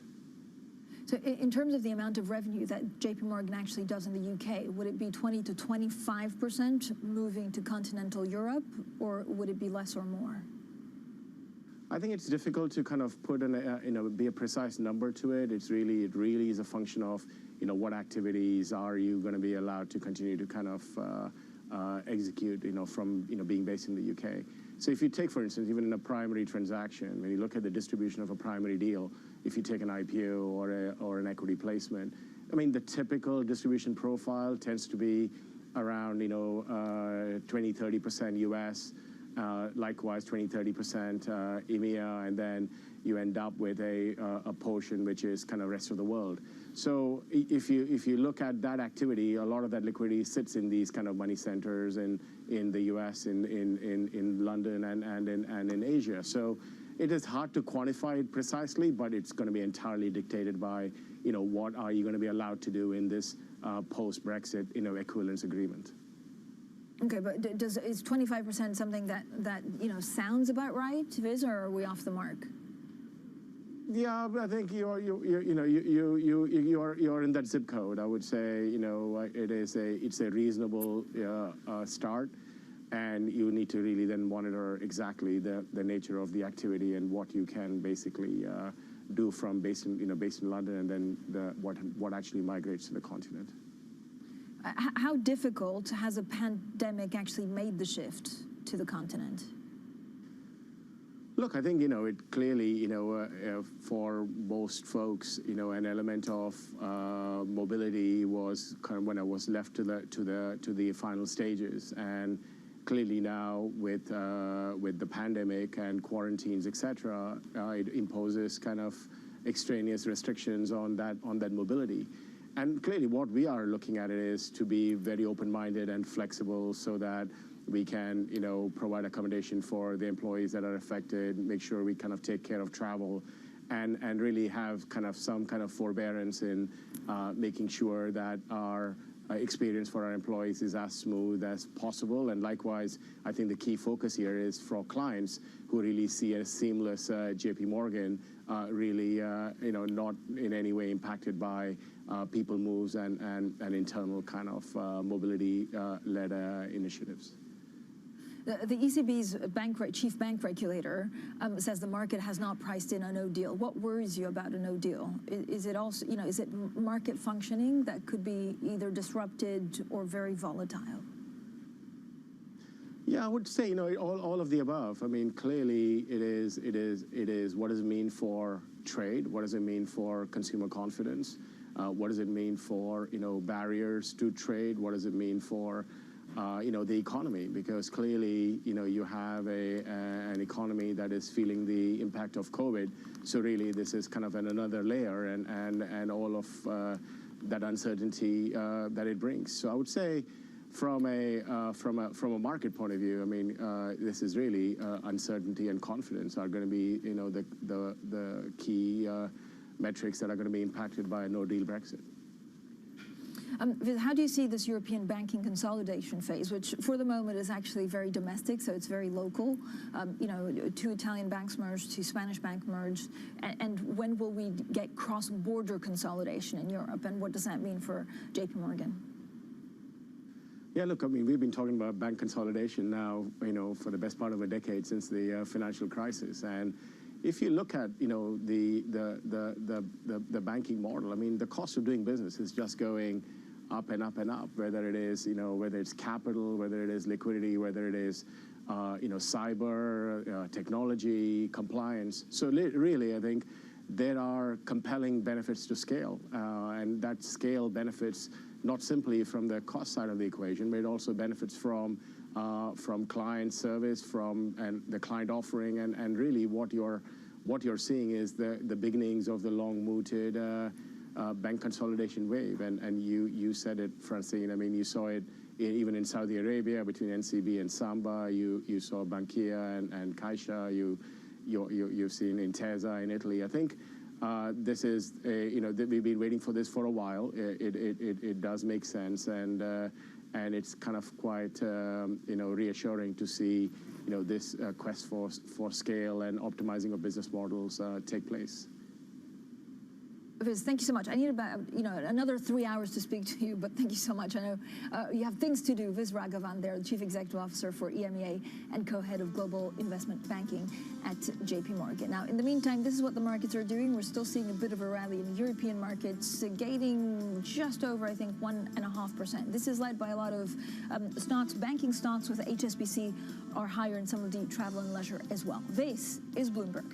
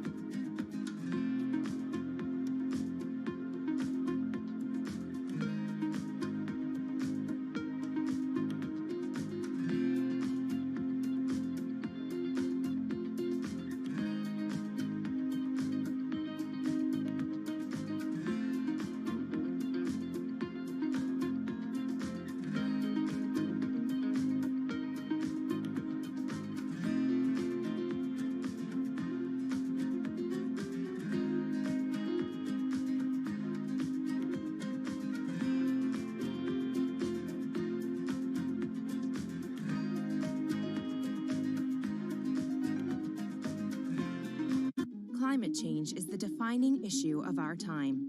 So we've redefined how we cover it.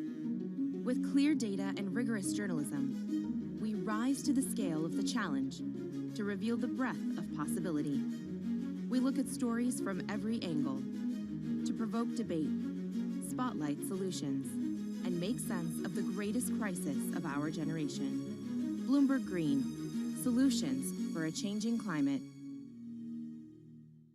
It is critically important that the markets stay open in this time, as opposed to trying to take breaks in the middle. I think that that'll just push off the situation a little bit, but actually could create other pent-up issues if you do close the markets.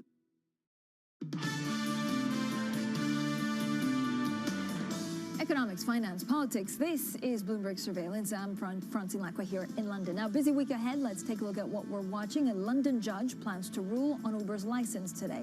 On Tuesday, a final round of Brexit talks is kicking off in Brussels, and in the U.S., the markets brace for the first presidential debate. On Wednesday, Christine Lagarde speaks at the ECB and its Watchers Conference, and then on Thursday, the EU holds a special summit amid ongoing tensions between Turkey and Greece. Friday is, of course, U.S. Jobs Day. This is what the markets are looking at. So there is a bit of a lift to the tape. This is thanks to HSBC and some of the other industries out there in Europe. You can see European stocks gaining 1.5%. Coming up next, Tom Keene joins me for more Bloomberg Surveillance.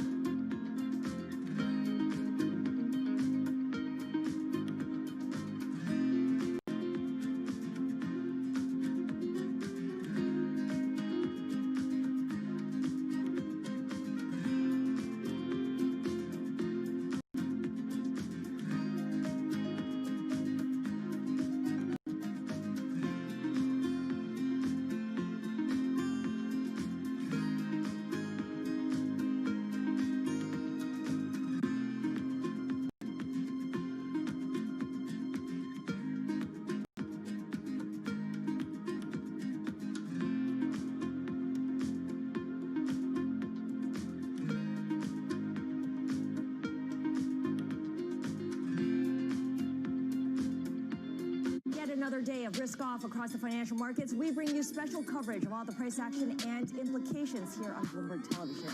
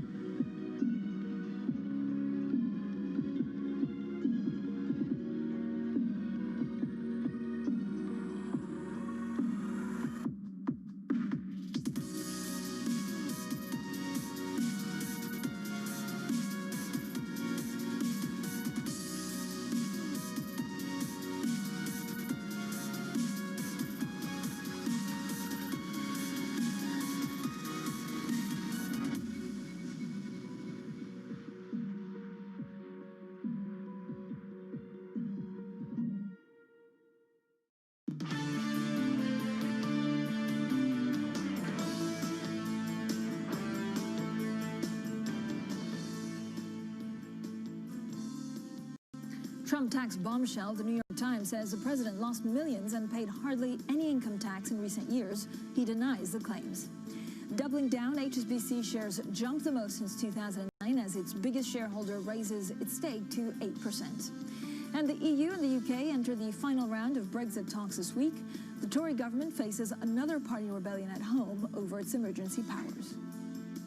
Well, good morning, everyone, and welcome to Bloomberg Surveillance. I'm Francine Lackman, London. Tom Keene in New York. Tom, there's a lot going on. There's a lot going on in politics. I don't know how that will play out in the polls, but luckily we have experts to try and figure that out for us. And then there's a couple of things going on in the markets, including HSBC rising more than 10% last time I looked. Well, a nice lift of the markets, and off the bottom, HSBC off that minority increase that we saw in China. Francine, the politics here are extraordinary, but I'll tell you, the most important thing I heard in your last hour was it is Jobs Day on Friday. Economists are desperate to get clarity on the American labor economy. Yeah, and that would also impact, of course, how the president views things in the future. So we'll ramp up coverage until Jobs Day later in the week. Now let's get straight to the Bloomberg First Word News in New York City. Here's Ritika Gupta. Hi, Ritika. Morning, Francine, Tom. President Trump is denouncing a blockbuster report on his taxes as fake news. According to the New York Times, the president paid just $750 in U.S. income taxes in both 2016 and 2017. The paper says he reported losing millions of dollars from his golf courses and has hundreds of millions in debt that's coming due. The Times analyzed at least 2 decades worth of the president's personal and business tax returns. Democrats are previewing the tactics they'll use to oppose the confirmation of Supreme Court nominee Amy Coney Barrett. They're zeroing in on the risk to Americans' healthcare coverage. The Supreme Court will hear a case in November that could lead to Obamacare being ended. Regardless, Barrett's confirmation seems assured because Republicans have a majority in the Senate. And the Trump administration has suffered a setback in its showdown with TikTok. A federal judge has temporarily blocked President Trump's ban on new downloads of the video sharing network. TikTok was due to be removed from U.S. app stores by midnight. Meanwhile, the judge refused to halt the November deadline for the sale of TikTok's U.S. unit. The UK and the European Union are starting a crucial week of Brexit talks. EU officials are stiffening their demands over how any trade deal will be enforced. They've lost trust in British Prime Minister Boris Johnson because of his attempt to rewrite last year's exit agreement. Still, both sides are holding out hope that a deal can be reached. Global news 24 hours a day on air and at Bloomberg Quick Take, powered by more than 2,700 journalists and analysts in more than 120 countries. I'm Ritika Gupta. This is Bloomberg. Francine, Tom. Ritika, let's reset for the morning. Equities, bonds, currencies, commodities, a euro of attention. I'll get to that in a moment. Equities lift. Futures up 28, Dow futures up 238. And the VIX is an important marker here through the week, 26.96. So the VIX cited below 30, I would say. We'll see where that ends up. 26.96 on the VIX, and I'm sure we'll get re-quotes on that towards the market opening. Francine, I would note also the euro is near recent weakness as well. Yeah, and we have President Lagarde, of course, talking to Parliament later on and part of the ECB Watchers Conference. So that will be interesting later in the week, Tom. European stocks are rallying the most in 2 weeks. I think it's really bank shares that are leading these gains. Oil dropping below $4 a barrel. If you look at what's happening in banks, it's really HSBC surging some 10% in London after the biggest shareholder raised its stake in a bet that the embattled lender will return to paying dividends. So as investors think that more dividends will be paid out, it could be really a game changer going future. So let's get straight to our top story and let's talk about the U.S. New York Times reported that President Trump paid just $750 in U.S. income taxes in 2016 and 2017 and has hundreds of millions in debt that could come due over the next few years. Now, the president has dismissed the report. Totally fake news. No, actually, I paid tax, and you'll see that as soon as my tax returns. It's under audit. They've been under audit for a long time. The IRS does not treat me well. I will tell you that I look forward to releasing that. I look forward to releasing many things. I'm going to release many things, and people will be really shocked. But the New York Times has been doing fake story after fake story. I've never seen anything like it. Well, joining us now is Jacob Parakilas, LSE Ideas Associate. Jacob, thank you for joining us. When you look at how this will play out, so there's a number of things, right? So there's the Supreme Court nomination, there's a debate tomorrow, and of course now there's this tax return alleged, by the New York Times. Does it change the people that don't know who to vote for, or does it actually impact the polls at all? I don't think that it necessarily impacts the polls hugely, because what we've seen in this race over the last 12 months or more is an extraordinary stability. I mean, it's been the most eventful year that I think most of us can remember in a lot of respects. And yet, at the beginning of the year, Joe Biden was leading Donald Trump by something like 6 to 10 points, depending on which poll you looked at. And here we are in nearly October, and Joe Biden is leading Donald Trump by something like 6 to 10 points. There's an incredible stability in the polling, which is belied by the intense sort of level of activity that we've seen on the news front, on the policy front, and of course, things like the coronavirus that kind of cut through all of those things. So the question is whether Trump can do anything in the next few weeks to change that fundamental dynamic, because he has to. If he wants to be competitive, he needs to bring it within a sort of regular polling error. He needs to be within 3 or 4 points in the polls to have a decent shot, I think, of beating Biden. And something like this, especially given that it comes with a nice digestible, he paid $750. Like, that by itself is a nugget that he will have a really difficult time getting around. And I would expect to see Biden use it in the debate tomorrow night. Yeah, does Joe Biden need to win the debate, or does he just not need to, be terrible tomorrow? He needs to not be terrible. I mean, the problem for Trump is that he and his surrogates have spent a lot of time basically setting expectations for Biden on the floor. They did the same thing with Biden's Democratic National Convention speech, which was broadly praised as good, if not very good speech for Biden. And the sort of distance between the expectations that would set that he would, stagger his way through. He wouldn't be able to remember where he was, I think didn't do them any favors. And they're kind of repeating that tactic. Obviously, it's possible that Biden could have some kind of slip up. He could turn in a bad performance. But again, what we have seen repeatedly throughout this campaign is that, the electorate has largely made up its mind. The number of undecided voters is real, but it's small.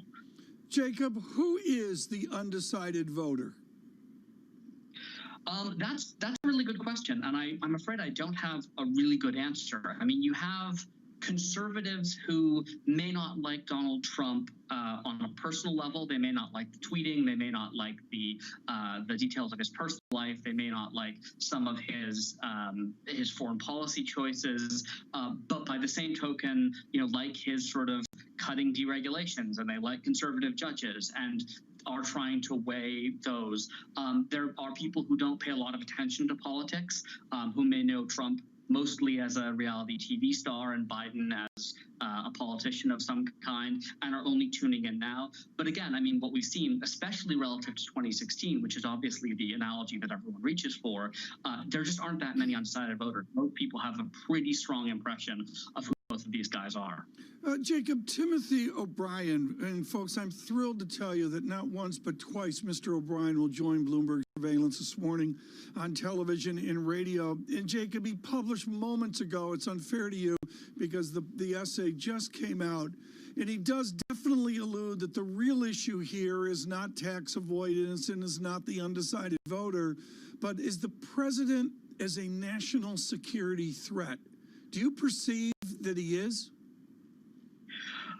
That's a very it's a complicated question, and I don't think we're going to get the answer from the tax returns. What a lot of people have said, and what rings true to me, is that someone with enormous debt, as the president has, possibly totaling over $1 billion, has points of leverage that creditors could use to get concessions from his administration. That's not necessarily a national security threat, but it is certainly a public policy issue that does need to be considered by the electorate. The national security threat question, again, I think, is a much broader one than the tax returns. It's, do you consider Trump's attempts to extract more money from allies for services that they provided as part of U.S. geopolitical influence a threat? You know, does the idea that Europe might seek to balance away from the United States because of Trump's behavior and his attempts to extract more revenue from Europe, misunderstanding what an alliance is actually for? Is that a national security threat? You know, to my way of thinking, it is, but I think there are arguments that falls in a different category than a threat. Jacob, so what we heard, from the New York Times is basically that, the Trump's taxes show chronic losses and years of income tax avoidance. Because he's had such a big campaign to discredit mainstream media, do the majority of Americans even believe this is a possibility? Well, I think what's happened is that the president's relentless attacks on the media have convinced his most hardcore of support, call it 35% of the population, that this kind of thing is irrelevant, it's fake, it's made up, it's slander. And I don't think that any revelation conveyed through the traditional news media, and the New York Times is nothing if not the traditional news media, would change that support. But that's not a majority of the population. It's not even a plurality of the Electoral College. The question here is what impact this story will have on that small undecided slice, the people, again, who are conservative but may not like Trump, people who don't pay a lot of attention to politics and may only be paying attention in the immediate run-up to the election. When do they make up their mind? Again, if the polls, and this is a big if the polls are roughly correct, this may not be a very close election. But if it is, and there's every chance that it could be, polls do move in both directions. You could see a significant tightening between now and November. The decision that a small number of people could make could bring it to the stage where some undecided voters in some small number of swing states could actually make a difference. Thanks so much, Jacob. A great update there. Thank you. Greatly appreciated getting us started in this hour. An eventful week for Bloomberg Surveillance. Mr. Pericles at London School of Economics Ideas as well. We've got much more coming up here. I really want to draw your attention to our debate coverage. This will be truly an original debate. I don't think I editorialized there. Cleveland, Ohio. Case Western Reserve, Tuesday night at 8:30. Coming up on Bloomberg Surveillance here with futures up 26. Timothy O'Brien will join us. We are just thrilled that he'll be with us twice here across the morning, just publishing moments ago on the article, the essays, and the essays to come from the New York Times. Tim O'Brien, only on Bloomberg Surveillance. Good morning.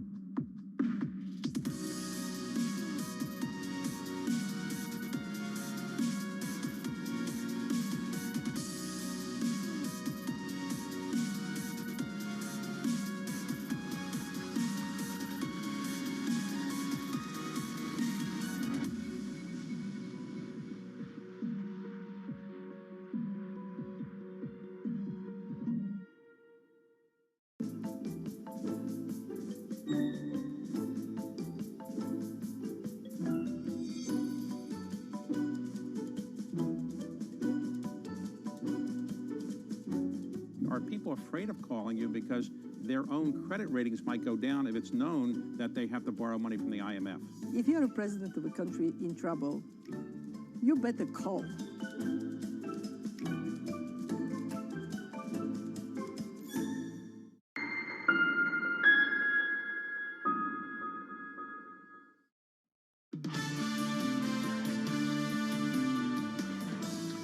morning, everyone. Bloomberg Surveillance. Francine Lacroix in London. I'm Tom Keene in New York. We go to Friday and Jobs Day, but along the way, market coverage and really some just terrific political noise jump-started last night by the publication of the New York Times of the president's taxes back a good number of years. We're going to go back and forth between these political ideas and economic ideas, but also we must pay attention to the markets. Jeremy Stretch joins us with CIBC, their head of G10 FX strategy. Good morning. To me, Jeremy, you know, it can be dollar dynamics, but really expressed in the euro is remarkable. Good luck with this question.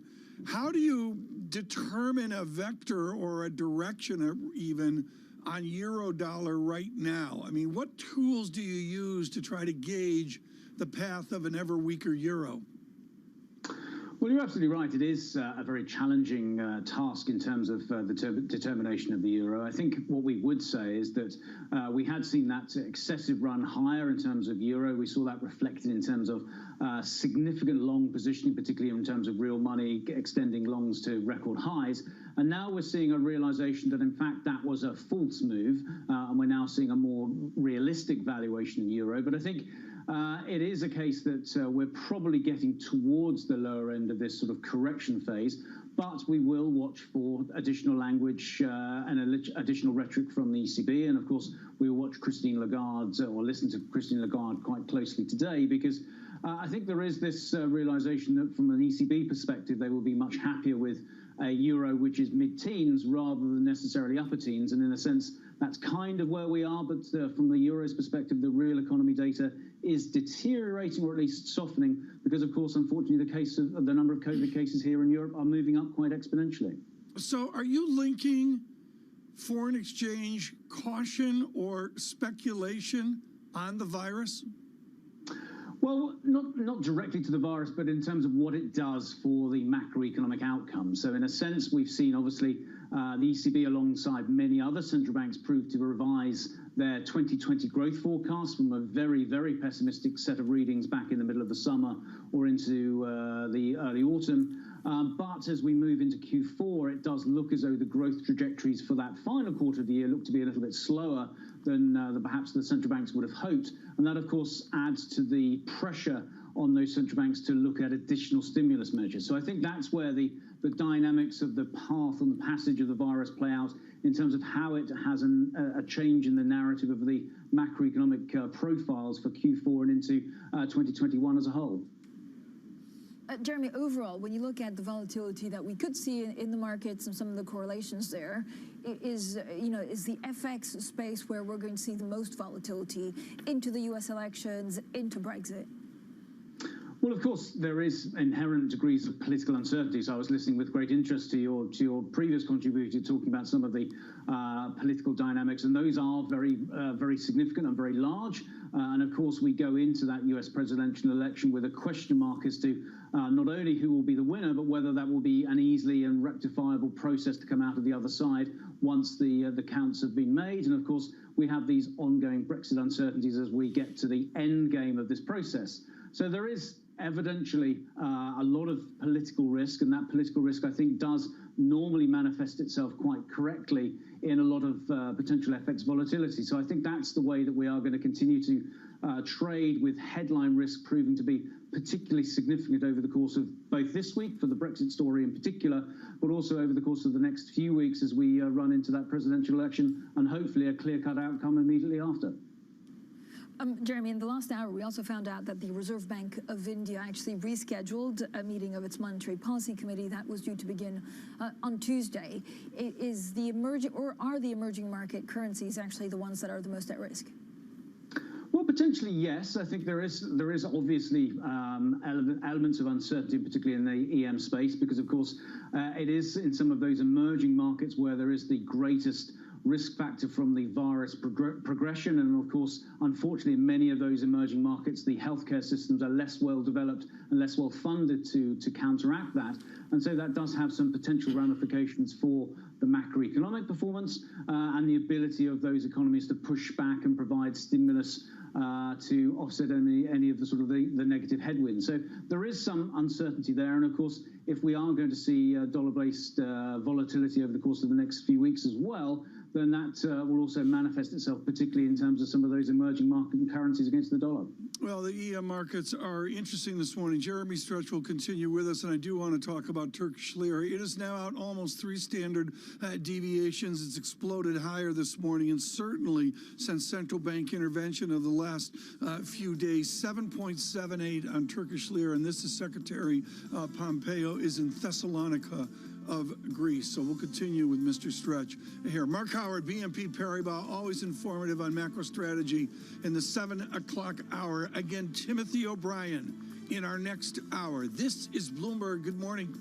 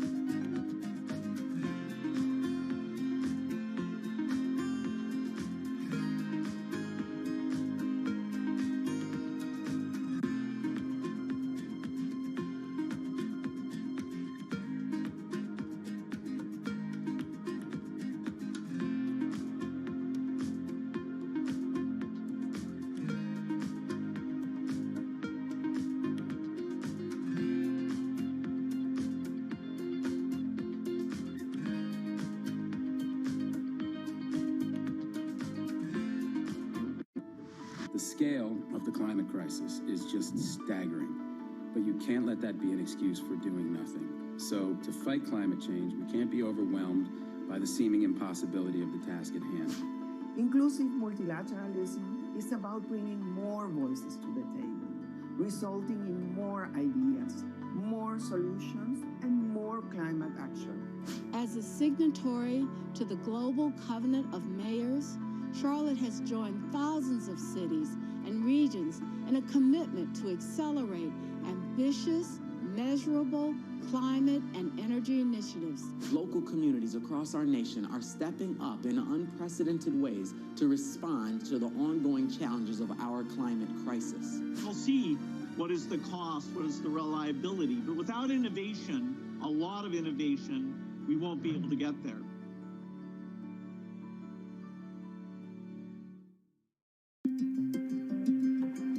Some things you see coming, some things you don't. The trick is to be ready for anything. Pablo from Infrastructure Support is working every day to keep essential market data flowing seamlessly. We keep on, so you can keep on.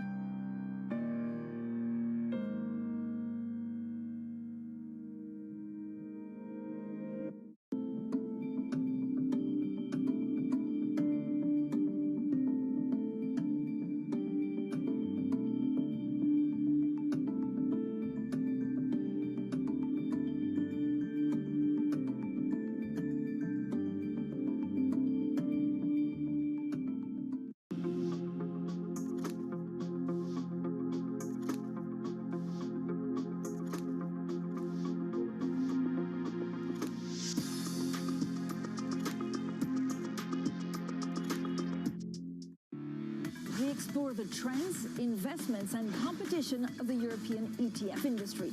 Join us on Bloomberg ETF IQ Europe.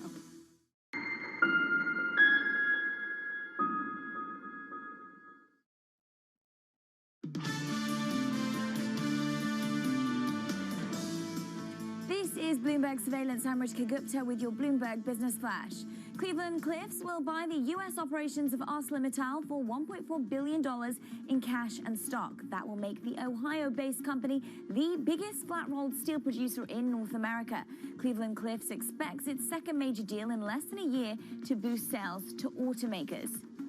The new CEO at Germany's struggling Commerzbank comes from the lender's biggest rival. The head of German retail banking at Deutsche Bank, Manfred Knoff, will take over in January 1st. Knoff has a reputation for making tough cuts.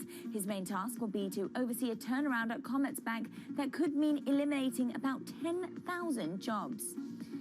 The 200-year-old gun maker Remington has been auctioned off in court. 7 bidders will each purchase a portion of the bankrupt company's businesses.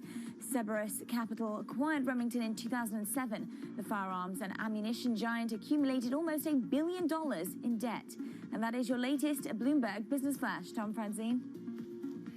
Ritika, thank you so much. Now, this is what the market is focusing on. A lot of the focus is, of course, on the rally that seems to be continuing here in Europe, but banks actually leading gains in Europe. A lot of the, what will dictate the markets is not only Christine Lagarde speaking to Parliament, but also the ECB watchers. And of course, and later on in the week, it's Jobs Day. So that will give us a good indication for the moment of what kind of economy we're seeing in the U.S., Tom. Very good. Again, I'm looking at euro here in terms of the data. It's just real simple. Euro comes in under a 117. My eyes are failing me this morning. 116.44 on euro. Excuse me for that. And the VIX 26.97 really hasn't given me any direction yet. Futures up 28. Dow futures up 232. We've got much more coming up. Timothy O'Brien will join us here on the president's finances, as reported by the New York Times last night. They promise continuing stories. Always a continuing story is the American labor economy with Jobs Day on Friday in the 11 o'clock hour. David Blanchflower of Dartmouth College on your next marginal wage gain as well amid this pandemic. Again, futures up 27, Dow futures up 230. Stay with us, Jeremy Stretch next. This is Bloomberg. Good morning.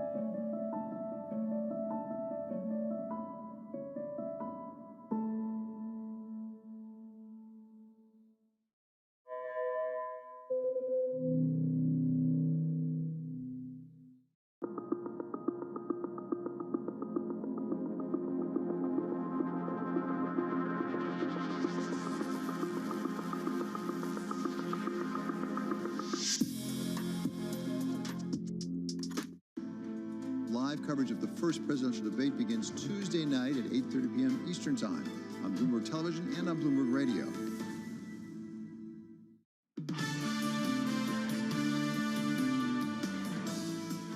This This is Bloomberg Surveillance. Tom and Francine from London and New York. Tom, we're just getting some breaking news out of London. Uber is fit and proper to keep its London license. Now, this, Tom, is from a judge. This comes on the back of, I think it was about 12 months ago, but I have the timing right here, that, you know, at the time they said that Uber should be banned because of a lack in surveillance and things like that.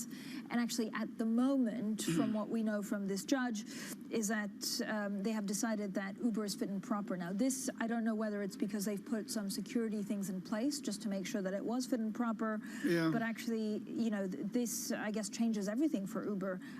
It was because of safety concerns that Transport for London had refused to renew its operating license. So we'll see the next step in this, but you can see pre-market Uber getting some 7.3%. Still with us, not to talk Uber, but to talk a bit more about FX, is Jeremy Stretch, CIBC head of G10 FX strategy. Jeremy, talk to me about renminbi. I don't know whether we believe the COVID numbers in China. I don't know whether we have a full understanding of the transformation of that economy right now. But what does renminbi do in the next couple of quarters? Well, of course, if I was going, when you said the next couple of quarters, I was thinking a little more initially when you were talking about the next week or two, because of course there is and will be those holidays over the course of the next week or two, which will reduce liquidity. But I think the generalized theme that we continue to favor here at CIBC is the currency gradually continuing to appreciate. I think, yes, there are question marks about some of that data efficacy, and in a sense, I guess that's a further perpetuation of all of the things that we've always talked about in the context of China in terms of the efficacy of some of that macro data as well over the course of the last few years. But I think we still have this presumption that we are going to see the generalized global recovery phase playing out over the course of the medium run. So I think that will continue to play out over the course of the next couple of quarters. Yes, there are clearly bumps in the road from the Northern Hemisphere side as we move into the winter flu season, which will obviously have an impact. But overall, I think dollar CNH will gradually and progressively move lower. And I think that's the trend that we would continue to actively assume. And I think until we get to some degree of vaccine environment, I think that's probably going to be the generalized tone for the dollar as well. Jeremy, what does the U.S. election actually mean for renminbi? Well, of course, there is going to be this ongoing uncertainty as we run into November 3rd. And of course, there is and will be, of course, uncertainties as to the outcome post-election as well, because, of course, we have to determine which side of the equation are proved to be victorious. And I think we can safely assume that even if Biden and the Democrats were to be successful, there isn't going to be a sudden and immediate thawing of relations with China. I think in the short term, going into November 3rd, I think whilst we will get headlines, which periodically will cause some destabilization in terms of markets, because, of course, Trump will want to maintain a sort of legacy of pressing down on China to try and facilitate support from his base. I'm not sure necessarily he will facilitate a breakdown in equity markets, because, of course, that is one of the key arbiters of his success metric, at least in his or in the Republicans' mind. So I think there is going to be uncertainty and volatility, yes. But I think if we do see rallies in dollar CNH, I think progressively we will still interest to sell those rallies, assuming that we're not going to get a material breakdown in trade relations, political dynamics going forward. Jeremy, we avoid math on Monday, but we can't with the Turkish lira. There's a thing, folks, called log convexity, which is where with a logarithm y-axis you have a straight line, and then all of a sudden it's curved and accelerating, in this case to a weaker lira. I'm sorry, Jeremy, I got log convexity and acceleration on Turkish lira as of moments ago, out almost 3 standard deviations. How do you measure when a currency unravels? Well, you're absolutely right. It is very difficult to see anything other than this sort of explosion in terms of the pressure points on the Turkish currency. Clearly there are nascent political risks in terms of the Azerbaijan-Armenia conflict, which is now ramped up over the weekend, which further destabilizes the region and, of course, provides additional reason to sell the Turkish lira because of their support for Azerbaijan. So it does seem to be the case that the path of resistance is inevitably towards that continued cheapening up in the Turkish currency, and it will be increasingly difficult once again for the authorities to try and stem that. So, the Turkish lira has been the worst performing currency of the majors over the course of the last 3 months, and it's difficult to see until there is a reversal in terms of these negative domestic or regional risk dynamics that we can see any capping of this particular blowout. I think it's more than an idle idea, folks, that Mr. Pompeo is in Thessalonica this morning. Jeremy Stretch, thank you so much. With CIBC. Very nice update there on the markets. Futures advance up 29. Dow futures up 239. With our first word news in New York City, here's Ritika Gupta. Thanks, Tom. A blockbuster new report says President Trump paid just $750 in U.S. income taxes in 2016 and 2017. According to the New York Times, the president reported losing millions of dollars on his golf courses. Plus, he reportedly has hundreds of millions in debt that will come due the next few years. The president called the report fake news. He told reporters he pays a lot, but didn't offer any specifics. Senate Republicans have signaled there will be a quick confirmation process for Supreme Court nominee Amy Coney Barrett. Hearings would begin in about 2 weeks, and President Trump is optimistic that Barrett could be seated on the High Court before Election Day, November 3rd. And 2 new polls show Democrat Joe Biden maintaining his lead over President Trump nationally. Other surveys show Biden ahead in key swing states and running close in others. The Washington Post ABC News poll gives Biden a 10-point lead. The New York Times and Siena College have Biden up 8 points. The 2 candidates square off in their first debate tomorrow. Almost 2,000 people in Northern California had their power cut because of the threat of wildfires. PG&E is trying to keep its power lines from starting new blazes. The utility went bankrupt last year after its equipment ignited catastrophic fires. Wildfires in California have burned thousands of acres in the last month. Global news 24 hours a day on air and on Bloomberg Quick Take, powered by more than 2,700 journalists and analysts in more than 120 countries. I'm Ritika Gupta. This is Bloomberg. Tom Francine. Thanks so much, Ritika. Now, coming up on Balance of Power, the former governor of Massachusetts, Deval Patrick. That's at 12:30 p.m. in New York. That's 5:30 p.m. today in London. And this is Bloomberg.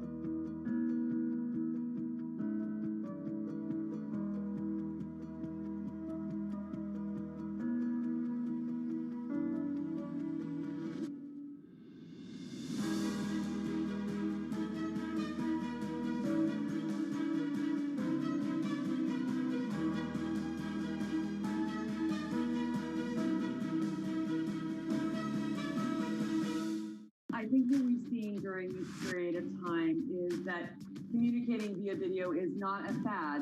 We are using it in all aspects of our lives, for work, for learning, for communicating, for staying in touch.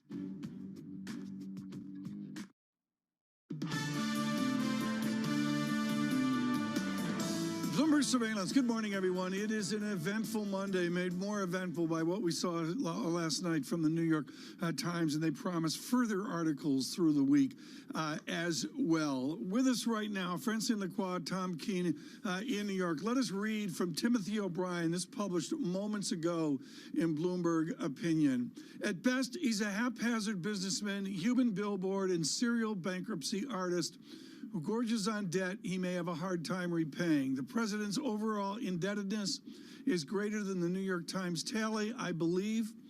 In 2012, the president criticized President Obama for only paying $161,950 in taxes. That's a lot more than $752.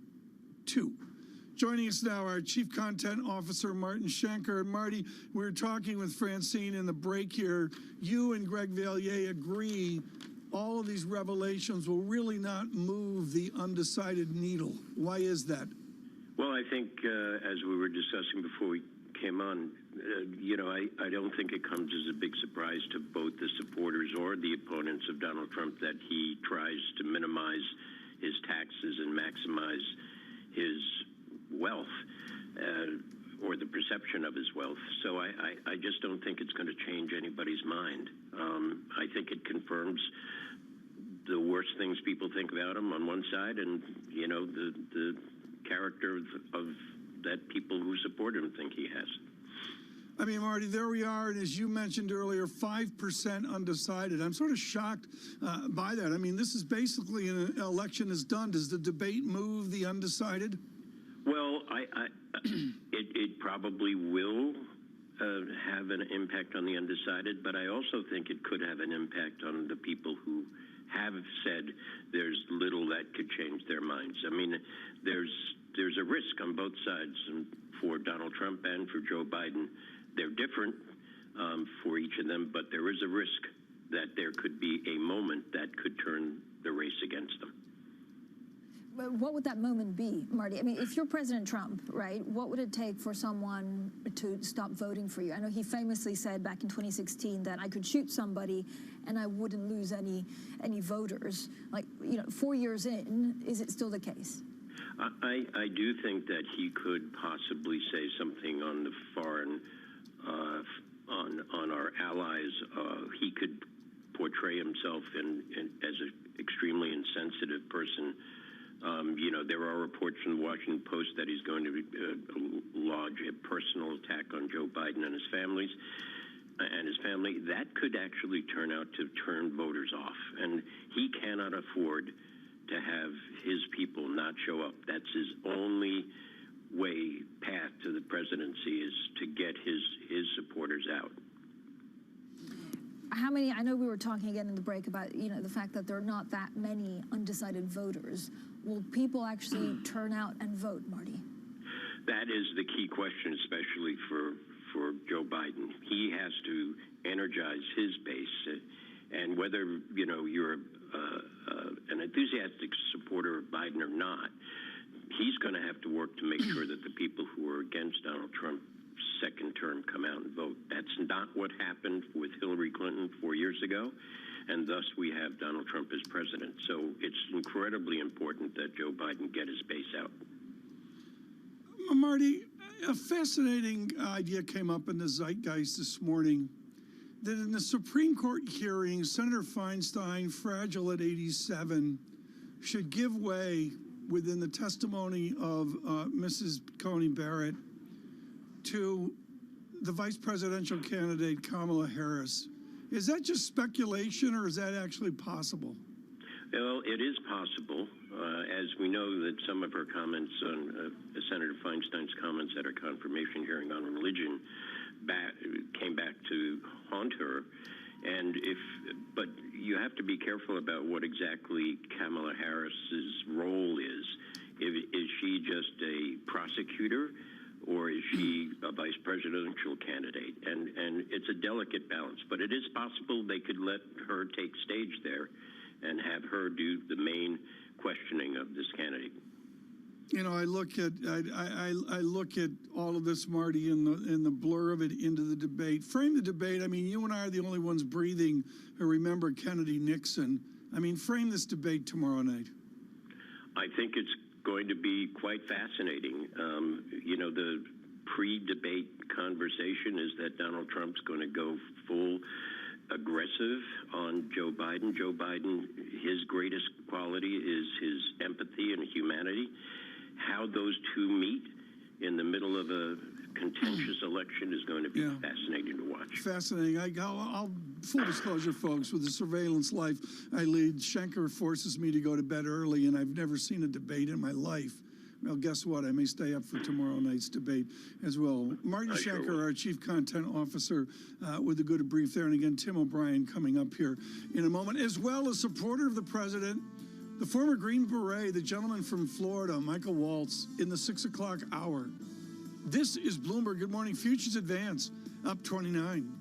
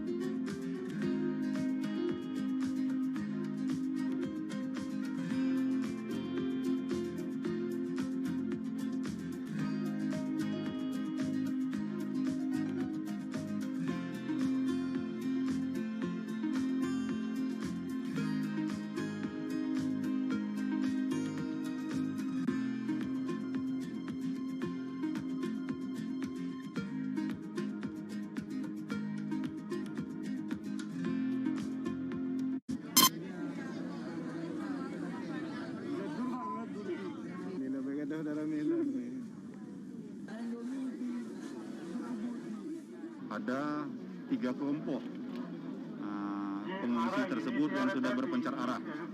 Kemudian kami dari Polsek Banda Sakti berkoordinasi dengan perangkat desa Kampung Jomblang melakukan upaya pengumpulan secara persuasif serta minta tolong kepada warga. Alhamdulillah warga yang terpecah semuanya berkumpul.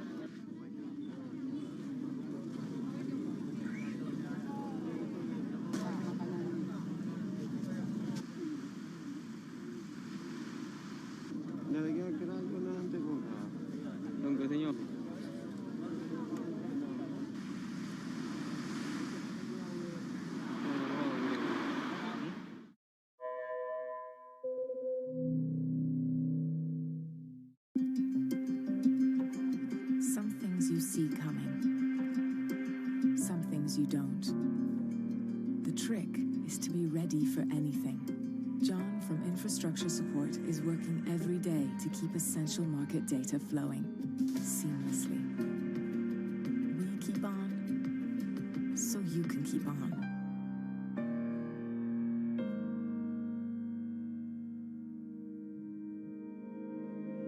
Give you a sense of the real-time action. The 10-year yield tumbling now 11 basis points, so continuing in this knee-jerk risk-off feel.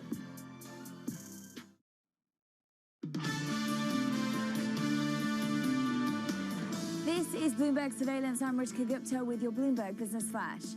A big victory for Uber in the UK. A London judge ruled that the ride-hailing service is, quote, fit and proper to operate in the city. Last year, regulators revoked Uber's license to operate in London over safety concerns, but the company's cars were allowed to continue to pick up riders during a court review. Caesars Entertainment says the board of British gambling company William Hill will probably recommend its $3.7 billion takeover price. That would advantage in a potential bidding war with Apollo Global Management. Caesars and William Hill already have a joint venture in the US. And Bayer is up against a November 2nd deadline to settle remaining lawsuits, claiming its Roundup weed killer caused cancer. If it doesn't, a federal judge could restart the process of sending the cases to trial. In June, Bayer said it had reached agreements in 75% of cases as a centerpiece of an $11 billion settlement. And that's your latest Bloomberg Business Flash. Francine, Tom. Thank you so much, Ritika. Now, HSBC posted its biggest intraday jump since 2009, recovering from a 25-year low. Meanwhile, Commerzbank has appointed Deutsche Bank's Manfred Knof as its new chief executive in a historic restructuring program. Well, here to comment on the banking industry is Jonathan Tice. He's our Bloomberg Intelligence Senior Banks Analyst. Jonathan, so there is, of course, the Deutsche Bank, Commerzbank chief executive is actually quite interesting. We'll get onto that in a second. But if you look at HSBC, this is a bank that's been under immense pressure for the last couple of quarters. And now actually one of its biggest shareholders wants to take a better bet on it. Is this because they think that they will have a big turnaround, or is it simply on dividend payments? I think if you look at the size of the increase in stake, it's sort of minimal for them. It's 10 million shares and they've got 1.5 billion nearly. But I think what it does, it flags to Hong Kong investors, you know what, there is going to be a dividend. They will restart dividends very probably next year, we think. And that was a big part of the sell-off when they were forced by the PRA to cut. And I think it's also Ping An saying, look, this stock, we think it's got a future and it is inexpensive now. But, I mean, if you look at the size of the increase in position, it really is negligible. But it's just a sort of affirmation from a big domestic holder that they will still have a place in China and don't give up completely. So does it just tell you, Jonathan, that once they start repaying dividends, then a lot of these banking stocks are just considered cheap? Well, I mean, the dividend part of the equation is a positive. I think the regulators over here are going to soften and say you can't start paying from next year. But, I mean, these things are trading at 0.2, 0.3 times tangible book in many cases. So the issue still is you've got sort of a low single-digit ROE for the next 2 to 3 years with no revenue growth because of where rates are. We need restructuring, we need more cost cutting. So that part of the equation is quite important, but I mean, in and of itself, it isn't a big enough reason for people to suddenly decide I want to overweight bank stocks. It just removes a worry. John, good morning. Tom Keating in New York. What I find fascinating about Manfred Knof over at Commerzbank is he was at NYU and then up at Harvard. Is he an Anglo-American banker in disguise? Well, you've got to hope that in a country like Germany, where the unions are so powerful, you do get some kind of reasonably strong approach to cutting costs, which is what Commerzbank needs, and also you get a pretty clinical approach to shrinking things like the corporate part of the bank, which is a problem. So I can't really say is he or not, but you've got to hope that they make some decisive decisions. And bringing an outsider in is certainly being received positively, because if it had been another internal candidate, you just think, would they continue to muddle along, which they can't do. What will be that labor battle? I mean, if he goes in right now, I'm looking, folks, here on the Bloomberg. It's easy to do on the Bloomberg terminal. They've got 47,000 warm bodies at Commerzbank. I mean, what's the scope and scale, John Tice, of cuts that are needed? Well, I mean, you look across the sector, but you look at, say, Commerzbank, my colleague Phil, he's got a number of sort of 10,000 is possible. But if you look at branches and you look at the cost base that doesn't generate any revenue anymore, you are talking 20, 30% of headcount in many cases. So it sounds brutal, but in a world where digital is taking over not just retail, but increasingly corporate, these are the sorts of quantum of cuts that we're probably going to see over the next 3 to 4 years. Jonathan, does the pandemic and working from home actually make these cuts easier to implement? Well, on the one hand, you've got the retail part of the network, and because, you know, in the UK, for example, what do the elderly do? And there's that big social debate. Does it make it easier? I don't think it makes it any easier, because they've still got to do it. So, no, but the pandemic has accelerated digital investment, so it has accelerated the need for them to do it, because they've discovered actually we can do a lot more, far more quickly than we thought we would. This digital rollout was going to be a sort of 3 to 4 year plan. They've probably done 2 years in 6 months in a lot of banks, so that's a catalyst. Where will we see our first cross-border consolidation? Well, it's interesting with Commerzbank, because clearly they looked at Commerzbank Deutsche and couldn't really make it work. And then you think with Commerzbank domestically, who else? So now that you've got UBS talking, well, Deutsche Bank, or actually Credit Suisse maybe, or even a BNP. I think it's got to be on the investment banking, asset management side, where a bit of scale and cost cutting. For the cross-border, it isn't really what domestic is about, which is shutting retail networks and stripping out a lot of sort of traditional banking. It's more about scale to compete with the Americans. And also, as margins continue to narrow, you need more scale in investment banking and asset management. So I think the UBSs, the Deutsche Bank, the stories, the stock ends of this world where you've got that sort of wholesale business as well. That's where the stories will keep coming. But it is definitely domestic retail and domestic corporate first.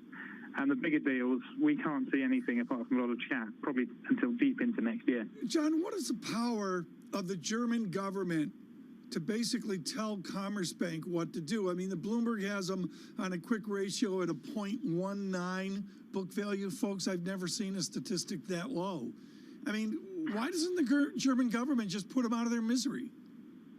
Well, because who are you going to fold them in with? I mean, Germany does have an awful lot of Landesbank Sparkasse, which are the sort of unlisted part of the sector that really are struggling. But you can't fold in a listed bank with Cerberus and all the other shareholders in. And I think the other issue is the minute you do that, you're going to get wholesale branch closures and job cuts. And again, if the German government is seen at this time, when they've just extended their equivalent of a furlough scheme, to be driving through retail network closures, I don't think that would fly. So they've got to play it quite delicately.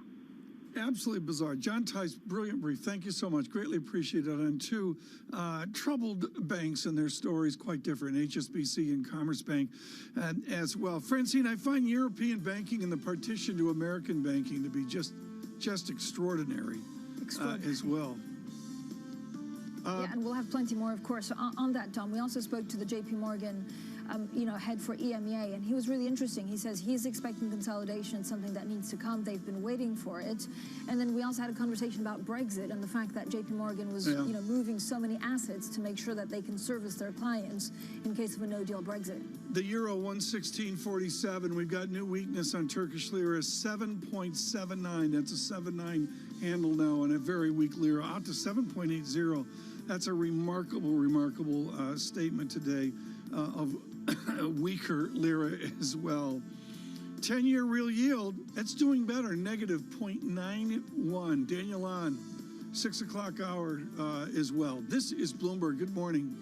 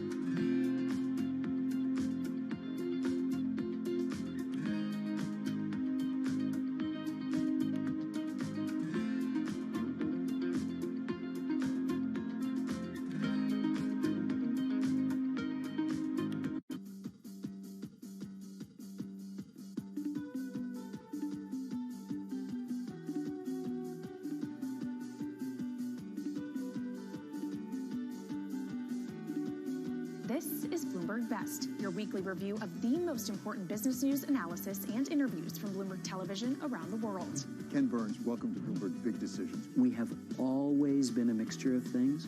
We are always stronger for that mixture. Growth is a way to stay competitive, delight more and more consumers. Welcome to the Best of Bloomberg Technology. I'm Emily Chang. They've moved the needle by acknowledging that they have to monitor the content.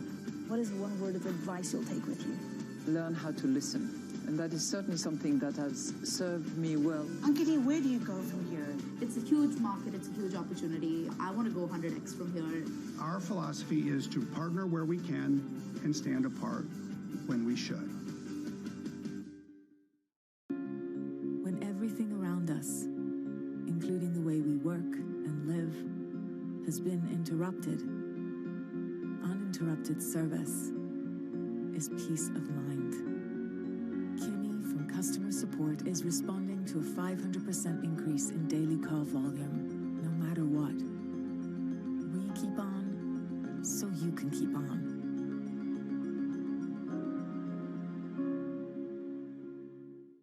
There is no change in policy, but there is a lot to unpack in this Fed statement. My sense is that more fiscal support is likely to be needed. You saw definite signs of slowing. Do you still see that? The amount of pain we're going to have in the economy and the challenges we face to get to a full, robust recovery are just going to be much greater.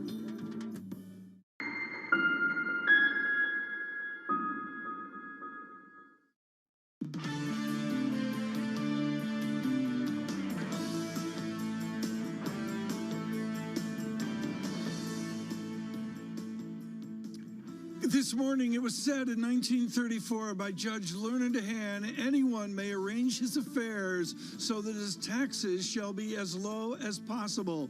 President Trump has arranged his affairs to fare thee well, and according to the New York Times, has shown chronic losses and years of tax avoidance. In this hour, in moments, Timothy O'Brien on the art of collecting golf courses. Stocks, they lift the euro, test new weakness. Turkish lira, much weaker. And there is no debate from Cleveland tomorrow night. It will be truly a debate for the ages. Good morning, everyone. This is Bloomberg Surveillance. Tom Keene in New York, Francine Lacroix in London. Francine, a nice quiet weekend in the New York Times with this bombshell. And as we heard Martin Schenker say earlier, the fact of the matter is so much of this was presumed to be, but nevertheless, there is 10, 15 years of the president's finances laid out. Yeah, we don't know whether that moves the needle come November 3rd in the election, so that's really what we're trying to get to the bottom of, whether it changes anything. But of course, on Saturday, we also had the appointment of the candidate that President Trump wants to put forward for the Supreme Court. And so that would also have an impact, of course, on the election. We have a bit of news on HSBC, Tom, and then we look to the rest of the week for a lot of economic data. Little lift to the European banks. Jobs Day on Friday gets my attention as well. Tim O'Brien to join in moments here. Let's do a data check right now. Futures up 30, and they advanced through the morning. Dow futures up 253. Bonds really telling me nothing this morning. Euro weaker. Euro dollar, Francine, 116.46. Yeah, I'm also looking at euro dollar. It's a good thing that we look at it just in case it moves because of what Lagarde, president of the European Central Bank, could or could not say in Parliament later this week. European stocks in general are rallying the most in 2 weeks. The pound is gaining. It's a big Brexit week because negotiations are restarting. And HSBC jumping the most since 2009 as investor. It's one of its main investors is raising its stake, Tom. A reaction across America to the New York Times essays, a set of articles yesterday, including an explanation by their editor-in-chief. And of course, you've got to believe this comes up front and center at the debate tomorrow night. The President of the United States. Totally fake news. No, actually, I paid tax, and you'll see that as soon as my tax returns. It's under audit. They've been under audit for a long time. The IRS does not treat me well. I will tell you that I look forward to releasing that. I look forward to releasing many things. I'm going to release many things, and people will be really shocked. But the New York Times has been doing fake story after fake story. I've never seen anything like it. Very good. The President of the United States there commenting as well. I want to mention here Tim O'Brien and, of course, his expertise at the New York Times over the years and, of course, his legal affairs as well with the President formed into his book as well. At best, he's a haphazard businessman, human billboard, and serial bankruptcy artist who gorges on debt he may have a hard time repaying. The president's overall indebtedness is greater than the New York Times tally, Mr. O'Brien believes. In 2012, the president criticized President Obama for only paying $161,950 in taxes. That's a lot more than $750 too. Joining us now, Tim O'Brien, and we're thrilled he'll join on Bloomberg Radio later this morning. Tim, there is this set of articles from the New York Times and more to come. What did you see last night that was unique, or what are you looking for in the days to come? Well, I think a lot of these numbers put numeric clothing on things we already knew about Trump. As you mentioned at the top of the show, he has never been a great deal maker. He suffered through a series of business disasters, many of his own making. But what we have now is proof in his own accounting, as presented to Uncle Sam, that he has had chronic losses, that he is having run-ins with the tax man to the point to which he is under audit now, and that his indebtedness is high enough, Tom, that we have to think about Donald Trump as a possible national security threat in the coming years, because he's going to have trouble possibly paying down the amount of money he owes. And that makes him vulnerable to outside interests. I think that will become an issue in the debate. Tim and I know that on Wednesday we do accounting. We don't do accounting on Monday. But Tim, my summary of this, including the 300 or 400 million in debt, much of it personally signed off by him, and the adjustments made by Mother Jones along the way and other journalists as well. I'm going to ask a delicate question, and I say this with respect to the people around the president, including the First Lady. Is this guy solvent? Oh, I think Trump is probably solvent. How narrowly solvent he is will become the issue. He has some very handsome assets: Trump Tower, 40 Wall Street. He's got stakes in big properties in San Francisco and New York, other properties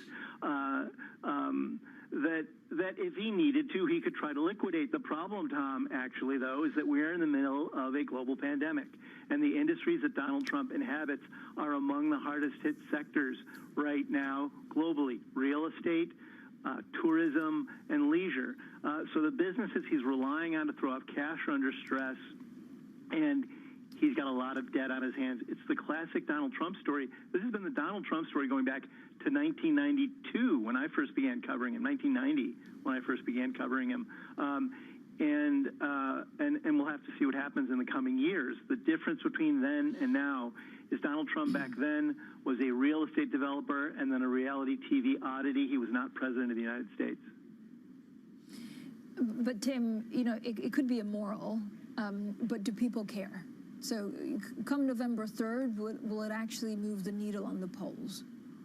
Well, Francine, I think any of these things that are coming up right now, the Supreme Court nomination, Trump's finances, they're not going to move the needle with people who already have a very baked-in view of the president, his supporters on the right, his detractors on the left.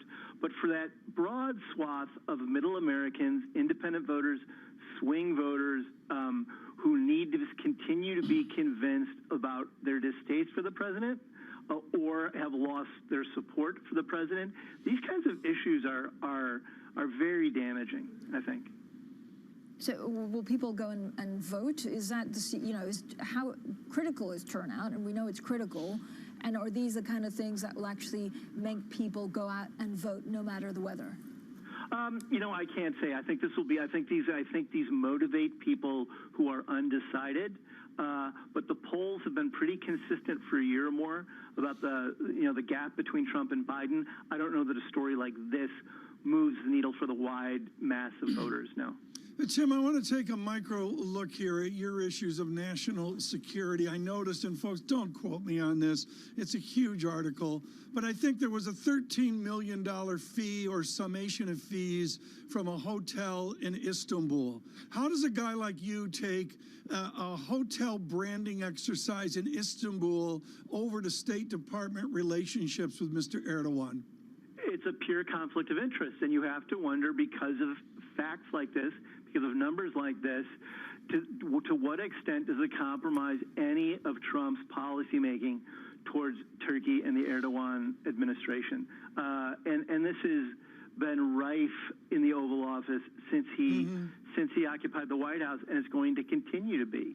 I think the other big issue that comes out of these tax returns is the fact that the president paid no income taxes for a number of years, $750 the year he was elected, and then engineered a massive tax cut that benefited the most affluent Americans in corporate America.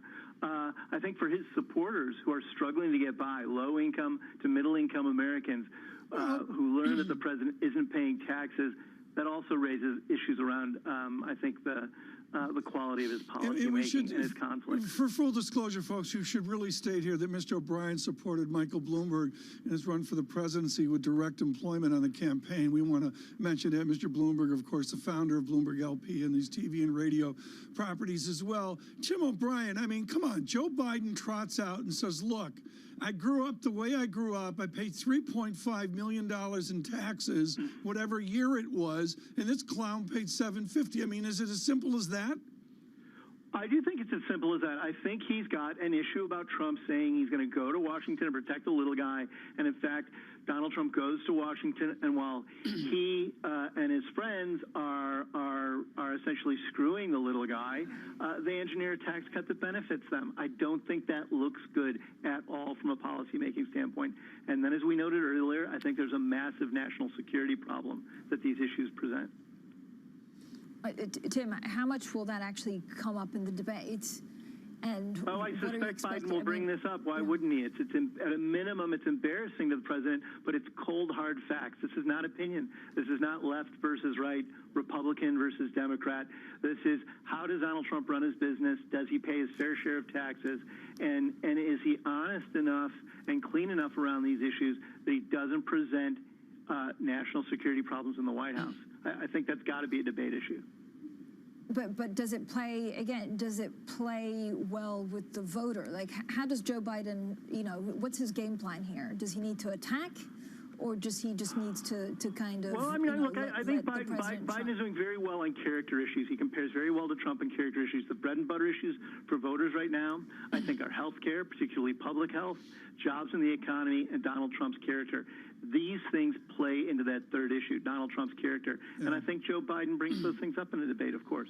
I'll get out on social, folks. Mr. O'Brien's essay here published moments ago for Bloomberg Opinion. Timothy O'Brien, thank you so much. Of course, senior columnist with Bloomberg Opinion. And, of course, an important debate tomorrow night at 8:30. David Weston leading our coverage of the debate. Kevin Cirilli, I believe, also will be in Cleveland. Look for that on Bloomberg Television. Look for that on Bloomberg Radio. Futures, Francine just keeps pushing futures up. I mean, it's a Monday. Futures up 41. Dow futures up 350. This is Bloomberg.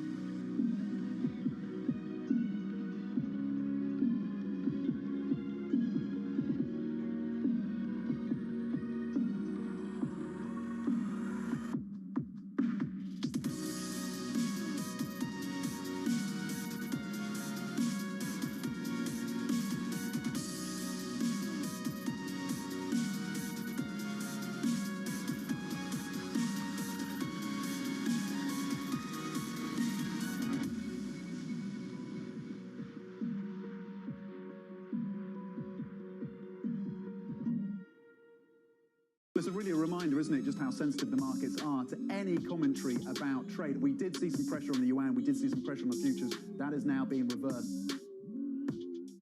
I am David Weston. Bloomberg Television is reinventing one of the most iconic brands in financial television for a new audience. Join me to see the news program for the clever investor. This is Bloomberg Wall Street Week.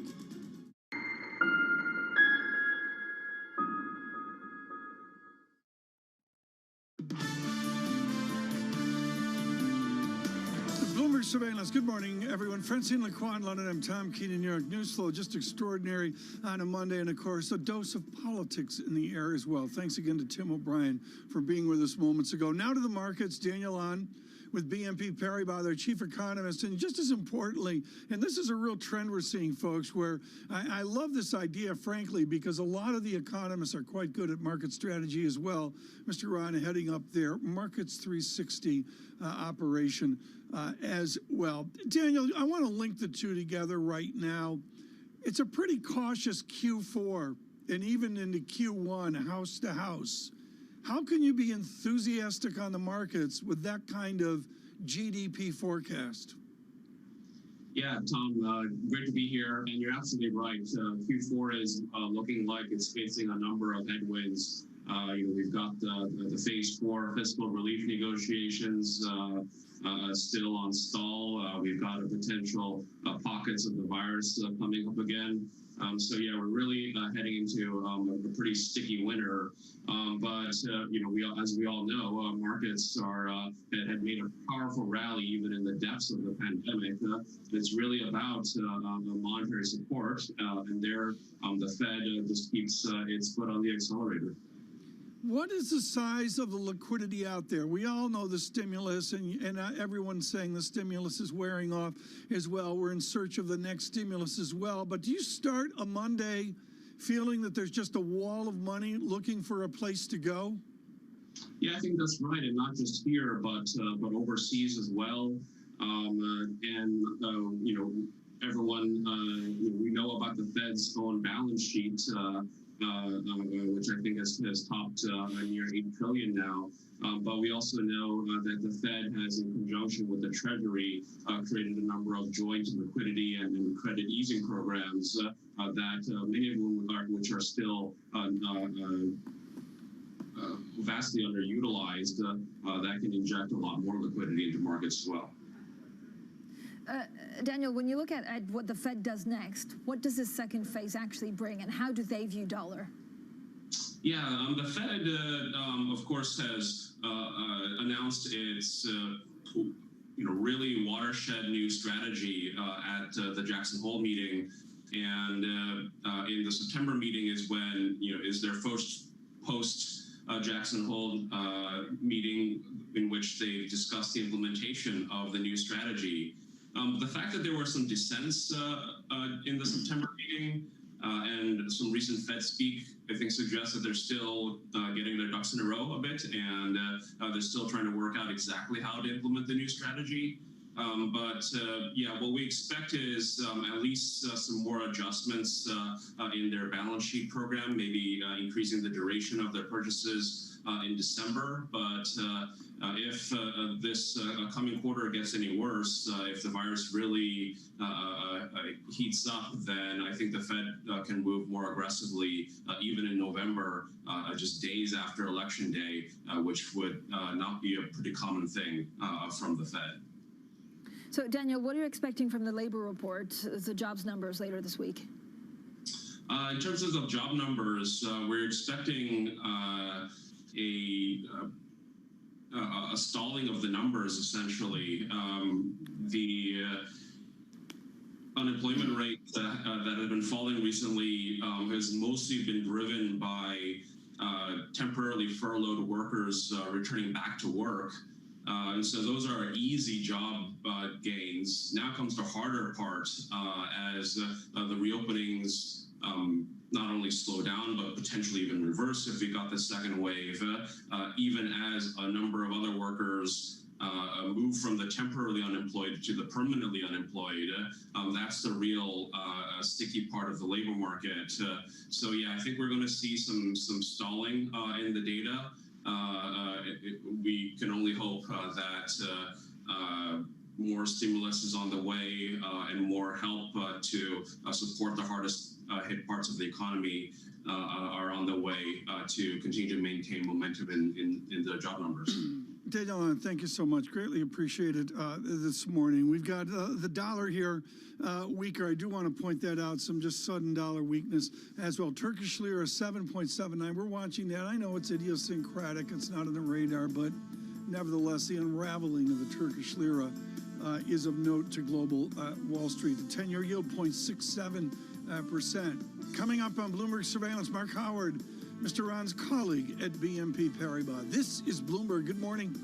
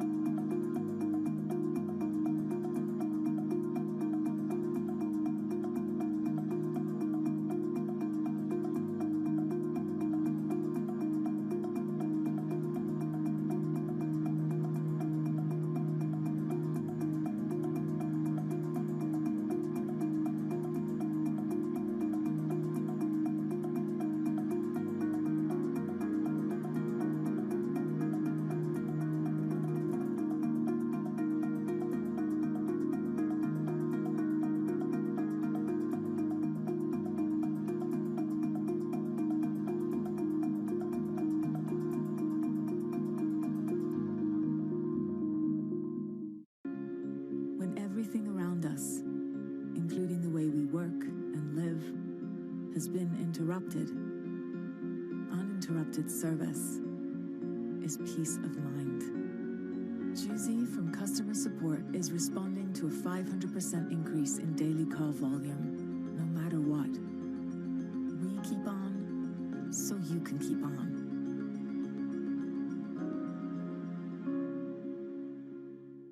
Valuations, particularly, sort of the technology landscape, have gotten to some pretty extraordinary levels. So I think it's not a surprise. I don't think it's any indication of the beginning of the end, but I do think markets don't like uncertainty.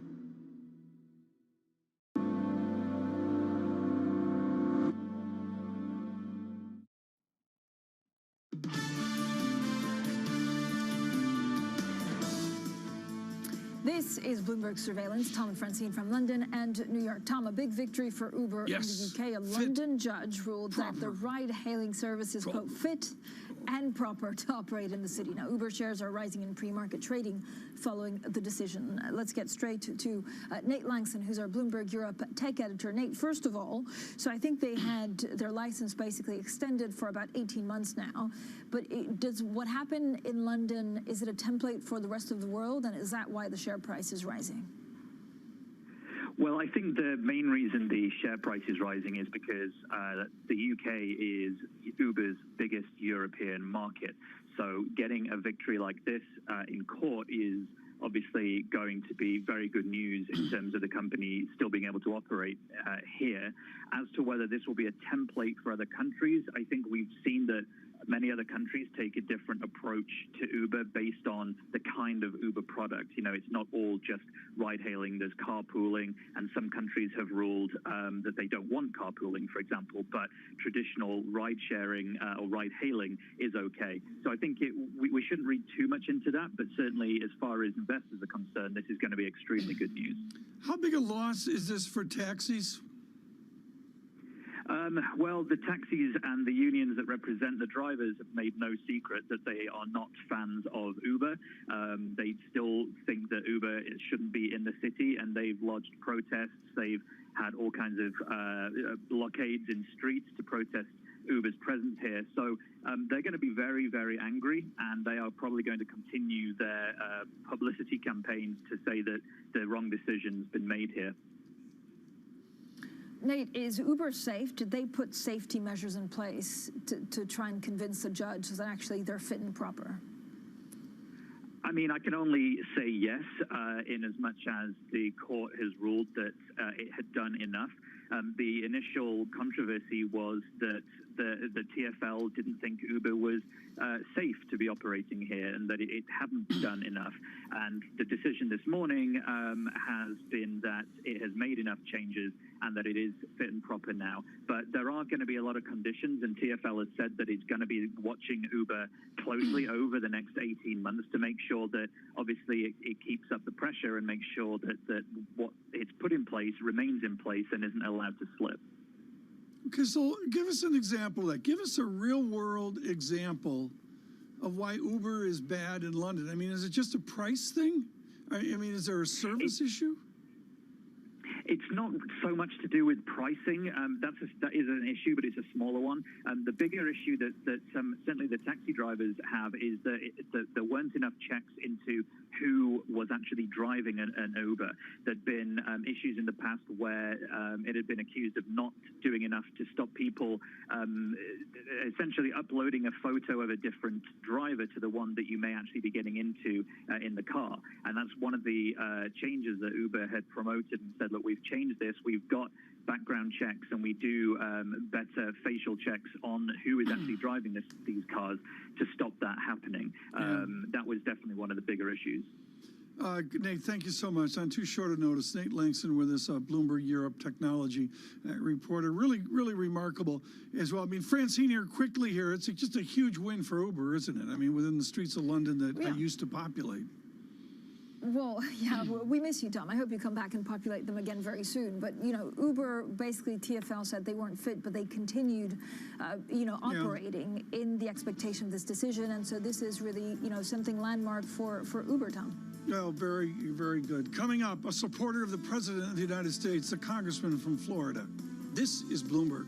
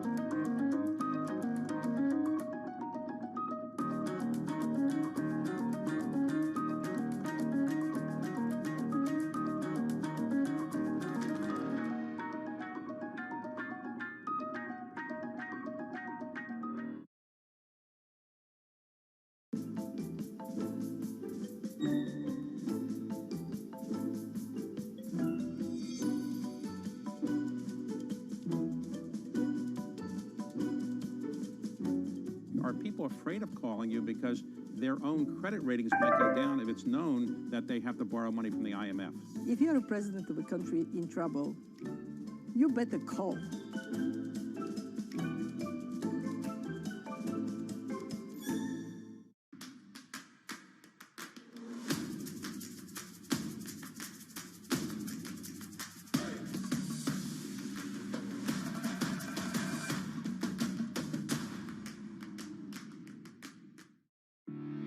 We explore the trends, investments, and competition of the European ETF industry. Join us on Bloomberg ETF IQ Europe.